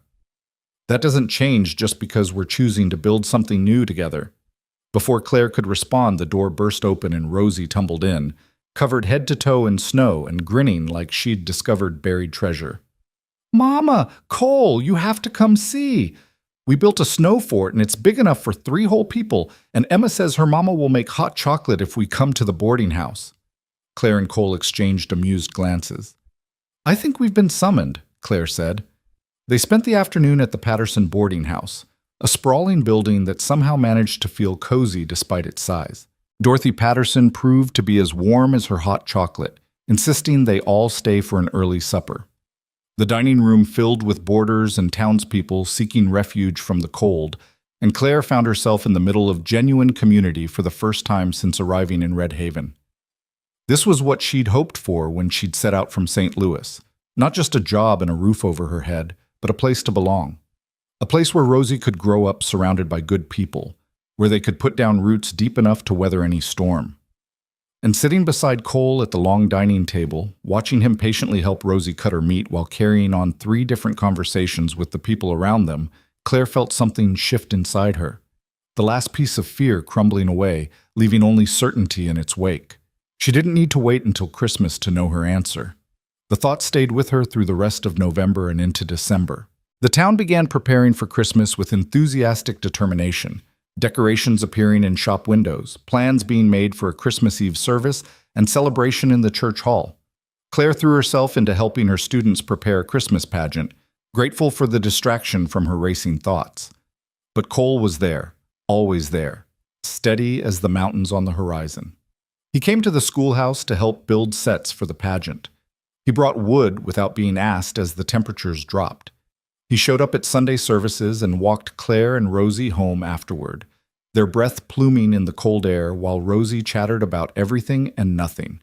And every time Claire looked at him, every time she saw him kneel down to listen to Rosie with that focused attention, every time his hand found hers in the darkness between street lamps, she felt more certain. She was going to say yes. Not at Christmas like she'd promised, but now, as soon as she could find the right moment. The moment came on a Sunday afternoon in mid-December.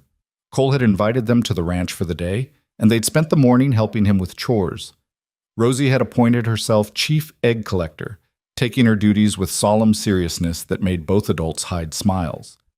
Now the little girl was napping on the sofa in front of the fireplace, worn out from playing in the snow with Matilda. Claire stood at the kitchen window washing dishes, watching snow fall in fat, lazy flakes. Behind her, Cole was putting together sandwiches for when Rosie woke up, humming softly to himself. It was so domestic, so comfortable, so completely right that Claire felt her eyes sting with tears. Cole? He looked up from slicing bread, a question in his eyes. Ask me again. Cole went very still. What? Ask me again, what you asked in October.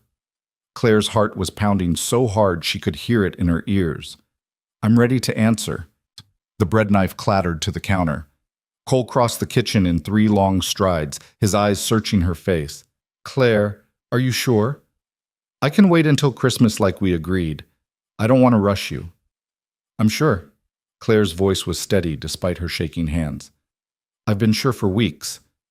I just needed to stop being afraid long enough to admit it. Cole's hands came up to frame her face, and Claire saw everything she needed to know written in his expression, love and hope and a devotion so fierce it took her breath away. Claire Maddox, he said, his voice rough with emotion. Will you marry me? Will you let me spend the rest of my life loving you and Rosie, protecting you both, building a home and a family with you? Will you trust me with your heart, even though I know how much courage that takes? Yes, Claire whispered. Yes to all of it. Yes to building a life together. Yes to trusting you. Yes to taking this terrifying, beautiful leap of faith. Tears were streaming down her face now, but they were good tears. Yes, Cole, I'll marry you. For a moment, Cole just stared at her like he couldn't quite believe what he'd heard. Then he was kissing her, deep and thorough and full of promise. His arms wrapped around her, pulling her close, and Claire melted into him, into this moment, into the future they were choosing together. When they finally broke apart, both breathing hard, Cole pressed his forehead to hers. I have something for you. I've been carrying it around for weeks, hoping you'd say yes before Christmas. He reached into his pocket and pulled out a small velvet box. Inside was a ring, Not elaborate or expensive, but perfect. A simple gold band with a single small diamond that caught the firelight and threw tiny rainbows across the walls. It was my mother's, Cole said softly. The only thing I have left from her. She wore it for 43 years, through good times and hard times, and she never took it off. He lifted the ring from the box with trembling fingers. I was saving it for someone special. For someone who would understand what it means to promise forever and actually mean it. Claire held out her hand, and Cole slid the ring onto her finger. It fit perfectly, like it had been waiting all this time for her to come along and claim it. It's beautiful, Claire breathed. So are you. Cole raised her hand to his lips, kissing the ring. When should we tell Rosie? As if summoned by her name, Rosie's sleepy voice drifted from the living room. Tell Rosie what? Claire and Cole exchanged glances, then moved together to the sofa where Rosie was sitting up, rubbing her eyes. Cole knelt down, that gesture that had started everything, and took one of Rosie's small hands in his. Rosie, I asked your mama to marry me, and she said yes. His voice was gentle, careful. That means we're going to be a family. I'll move in with you, or you'll move to the ranch, or we'll figure something out together. But either way, I'm going to be there every day. Is that all right with you? Rosie's eyes went wide, flicking between Cole and Claire. For a moment, Claire's heart stuttered with fear. What if Rosie said no? What if this was too much, too fast? What if... Then Rosie launched herself at Cole with a squeal that probably scared the chickens out in the coop. Really, really, really, you're going to be my papa. Cole caught her, his arms coming around the little girl with fierce protectiveness. When he spoke, his voice was thick with emotion. If you'll have me, I can't replace your real papa, and I won't try, but I can love you like my own daughter. I can be there for you, protect you, help your mama raise you into the amazing person I know you're going to be. Can I call you Papa? Rosie pulled back to look at him, her face serious. My first papa would want me to have someone to call Papa, I think. And I love you. I've loved you since you knelt down in that store and said I wasn't alone. Claire's tears were falling freely now, impossible to stop.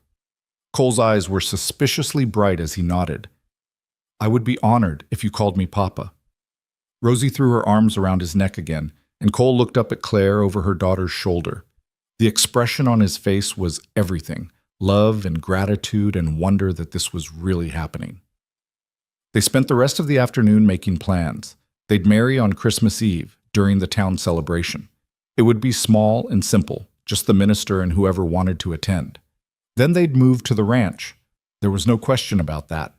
The schoolhouse would go to the next teacher, and Claire would make the daily journey into town for her classes. The bedroom at the end of the hall will be perfect for Rosie, Cole said, sketching out the layout of the ranch house on a piece of paper. It gets morning sun, and there's room for a desk where she can do her schoolwork. We can paint it any color she wants. Pink, Rosie announced immediately, with yellow flowers. Pink with yellow flowers it is. Cole made a note, completely serious about this discussion with a 5-year-old about interior decorating. And your mama and I will take the master bedroom. There's a small room next to it that would make a good study for her lesson planning. Or a nursery, Rosie said, with the matter-of-fact tone only children could manage. For when I get a baby brother or sister. Claire felt her face heat, but Cole just smiled. Maybe someday if your mama wants more children, but there's no rush. We've got all the time in the world. The announcement of their engagement spread through Red Haven like wildfire. By Monday morning, the entire town knew that Cole Archer had proposed to the new school teacher, and she'd said yes. The reactions were mixed. Most people were genuinely happy, thrilled to see Cole moving on with his life, and pleased that the widow teacher had found someone to care for her. But Louise Hartwell's circle of friends made their disapproval known with pointed comments and cold shoulders. Claire refused to let it bother her. She had Cole, she had Rosie, and she had a future that looked brighter than anything she'd dared dream of 6 months ago when she'd arrived in Red Haven with nothing but desperation and $17. The days leading up to Christmas passed in a blur of preparation. Dorothy Patterson insisted on helping Claire make a dress for the wedding. Nothing elaborate, just a simple gown in deep blue velvet that made Claire's eyes look like sapphires. Susan Hartley arranged for the church to be decorated with pine boughs and candles. Cole ordered a gold ring from the jeweler to match Claire's engagement ring, pacing the schoolhouse like a nervous colt until it arrived. Rosie appointed herself wedding planner, taking her duties with adorable seriousness. She made lists of who should sit where, what flowers should be in the church, what food should be served at the celebration afterward. Cole indulged her every whim, and Claire watched the two of them together with a heart so full it ached. On Christmas Eve, Claire woke before dawn, too nervous and excited to sleep. She lay in bed watching the first light creep across the ceiling, thinking about everything that had led to this moment. Richard's death, the desperate journey west, the cruel boys in the general store, and a cowboy who'd knelt in the dust and promised her daughter she wasn't alone. "I hope you're watching, Richard," she whispered into the quiet room. "I hope you approve. I hope you know I'll never forget you, never stop loving what we had. But I'm ready to love again. I'm ready to live again." She felt no answer, no sign, but somehow Claire knew it was all right. Richard had loved her enough to want her happiness, even if it came with someone else. The day passed in a haze of final preparations. Dorothy came to help Claire dress, fixing her hair in an elegant twist and fastening a simple necklace around her throat, something borrowed, she said, smiling. Susan arrived with Rosie, who looked like a tiny princess in a new pink dress that Cole had secretly commissioned from the dressmaker. "You look beautiful, Mama," Rosie breathed, her eyes wide. "So do you, sweetheart." Claire knelt down, careful not to wrinkle her dress, and took her daughter's hands. "Are you sure about this? About all of it? Because if you have any doubts, any worries, we can wait. Cole would understand."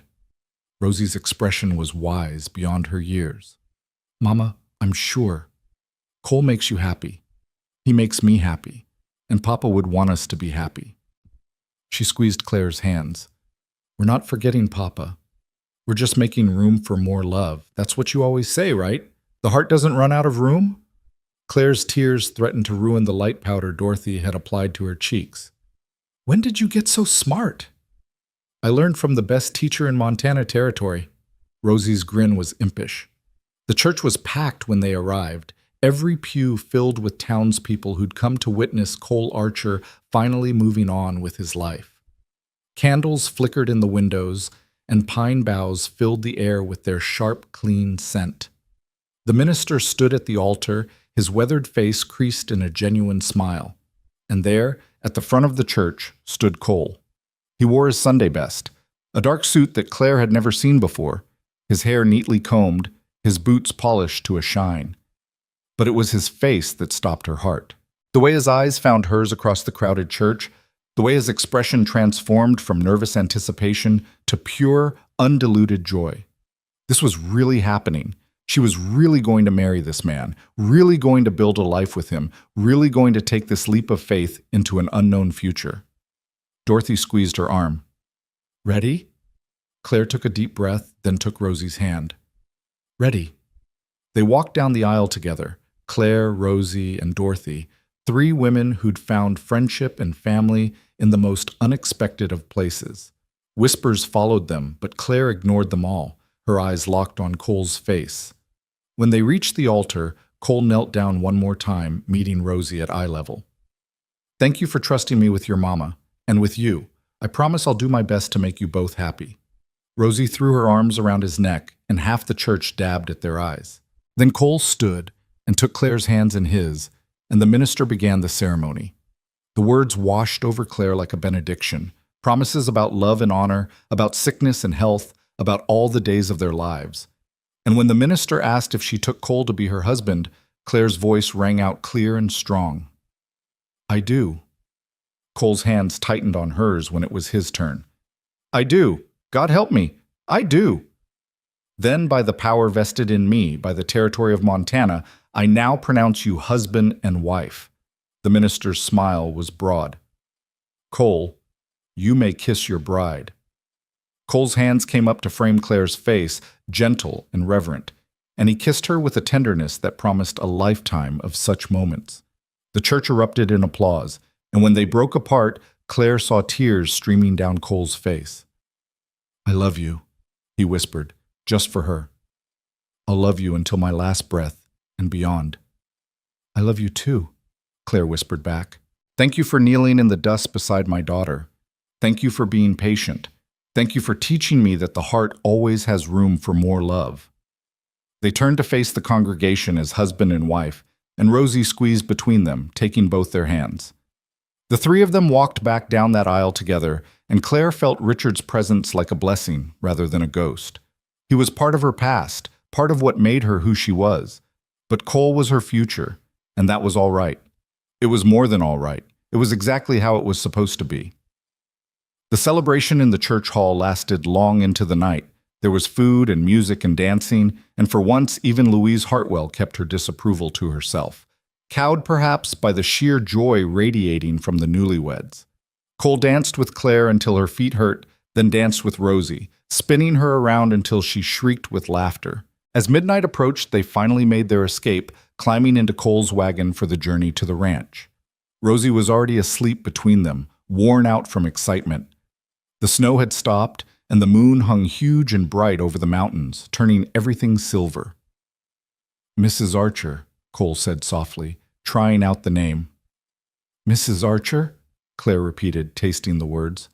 "I like the sound of that." "So do I." Cole's arm came around her shoulders, pulling her close. "Welcome home, Claire."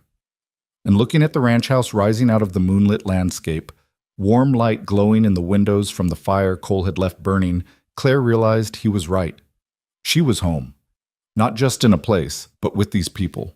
With this man who'd seen her at her lowest and chosen to lift her up. With this daughter who'd survived loss and found joy again. With this community that had taken them in and given them a place to belong. 5 years later, Claire stood on that same porch, watching the sunset paint the mountains in shades of rose and gold. So much had changed since that first Christmas as Mrs. Archer. The ranch had prospered, the cattle operation expanding until Cole had to hire 2 ranch hands to help manage it all.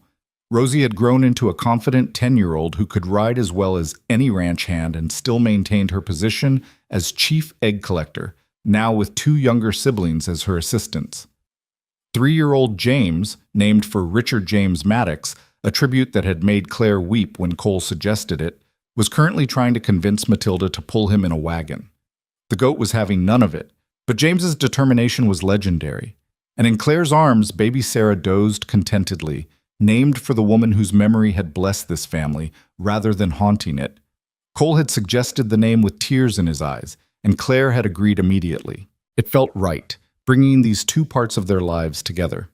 The school term had ended for the summer, and Claire's students had presented her with a bouquet of wildflowers and a card signed by every family in Red Haven. Even Louise Hartwell's signature was there, though Claire suspected it had been added grudgingly. She heard Cole's boots on the porch steps and turned to find him climbing up from the barn, sawdust in his hair from fixing a stall door. He'd aged well. A few more lines around his eyes, some silver threading through his dark hair, but the core of him remained unchanged. Still steady, still kind, still the man who'd knelt beside a crying child and changed 3 lives forever. "Hey there, beautiful," he said, wrapping his arms around her from behind and peering over her shoulder at baby Sarah. "How's our littlest?" "Sleeping like an angel, unlike her brother, who's currently terrorizing the goat." Cole chuckled, the sound rumbling through his chest into Claire's back. "That boy's going to be the death of me. He's got your stubborn streak." "My stubborn streak?" Claire turned in his arms to face him. "I seem to recall a certain cowboy who insisted on courting a widow despite half the town telling him it was too soon." "Best decision I ever made." Cole's voice was soft. "Well, second best. Best decision was kneeling down in that store 5 years ago." Claire reached up to brush sawdust from his hair. "Do you ever regret it? Taking on a ready-made family, all the complications that came with me and Rosie?" "Not for a single second." Cole's voice was fierce. "You and Rosie and James and Sarah, you're the best things that ever happened to me. You brought this house back to life, Claire. You brought me back to life." "We brought each other back to life," Claire corrected. "I was barely surviving before you showed up. You taught me that it's all right to live again, to want things, to love again." From the yard, Rosie's voice rang out. "Mama, Papa, come quick. James finally got Matilda to pull the wagon." They looked at each other and laughed, that easy laughter that came from years of shared jokes and mutual understanding. Cole took baby Sarah from Claire's arms, cradling his daughter with practiced ease, and they walked down into the yard together. The family had gathered around James's triumph, Rosie cheering, James grinning with pride, Matilda looking supremely unbothered by the small wagon she was now pulling. It was chaotic and loud and messy, and it was absolutely perfect. This was the life Claire had rebuilt from ashes. Not the life she'd planned, not the life she'd had with Richard, but a good life nonetheless. A life full of love and laughter and second chances. Cole's hand found hers, their fingers intertwining with the ease of long practice. "What are you thinking about?" "About how far we've come. About that day in the general store when you knelt beside Rosie and told her she wasn't alone." Claire squeezed his hand. "About how one moment of kindness changed everything." "It wasn't just kindness," Cole said softly. "It was fate, or destiny, or God's plan. Whatever you want to call it. You and Rosie were meant to find your way here, and I was meant to find you." Claire looked at her family, her husband, her children, her home, and felt gratitude so profound it brought tears to her eyes. Richard would always be part of her, part of Rosie, part of their story. But Cole was here, solid and real and devoted, and that was more than enough. It was everything. "Thank you," she whispered, leaning into Cole's warmth. "For what?" "For kneeling in the dust, for making promises and keeping them, for loving us when we needed it most." Claire's voice was thick with emotion. "For being exactly who you are." Cole pressed a kiss to her temple. "Thank you for letting me, for trusting me with your heart, for giving me a second chance at happiness." Rosie ran up to them, breathless and grinning. "Papa, James says he wants to ride Matilda next. I told him goats aren't for riding, but he won't listen to me." "That's because your brother has his mama's stubborn streak," Cole said with a wink at Claire. "Come on, let's go explain to James why we don't ride goats." As they walked toward their son together, Rosie slipping her hand into Cole's free one, Claire felt the last piece of grief and fear finally release its hold on her heart. She'd been afraid that loving again meant betraying Richard's memory, that moving forward meant leaving him behind. But she understood now. Love didn't work that way. The heart didn't trade one love for another. It expanded, making room for all the people who shaped your life. Richard would always be Rosie's first father, would always be the man Claire had loved enough to defy her family for. And Cole was the man who'd knelt beside her crying daughter and promised she wasn't alone, who'd kept that promise every day since. Both loves were real, both loves mattered, and that was all right. The sun finally slipped below the mountains, painting the sky in shades of purple and indigo. Stars began to emerge scattered across the vast Montana sky like promises of tomorrow. Inside the ranch house, lamps glowed warm and welcoming. Somewhere in the distance, cattle lowed and horses whinnied their evening songs. This was home. This was family. This was the life that had grown from one cowboy's kindness and one widow's courage. And it was more than Claire had ever dreamed possible. Cole stood beside her on the porch after the children were finally in bed, his arm around her waist, both of them reluctant to end this perfect day. "What are you thinking now?" he asked, his voice a low rumble in the darkness. Claire leaned her head against his shoulder, feeling the steady beat of his heart. "I'm thinking about the day we met, about how broken I was, how scared, about how you changed everything with one simple gesture." Kneeling beside Rosie wasn't simple. It was the easiest and hardest thing I'd ever done. Cole's voice was thoughtful. Easy because it felt right, like I'd been waiting my whole life to make that promise. Hard because I knew what I was signing up for, the risk of caring, the possibility of loss, all the complicated messiness of loving people. And now, any regrets? Cole turned to face her fully, his hands coming up to frame her face the way he'd done on their wedding day.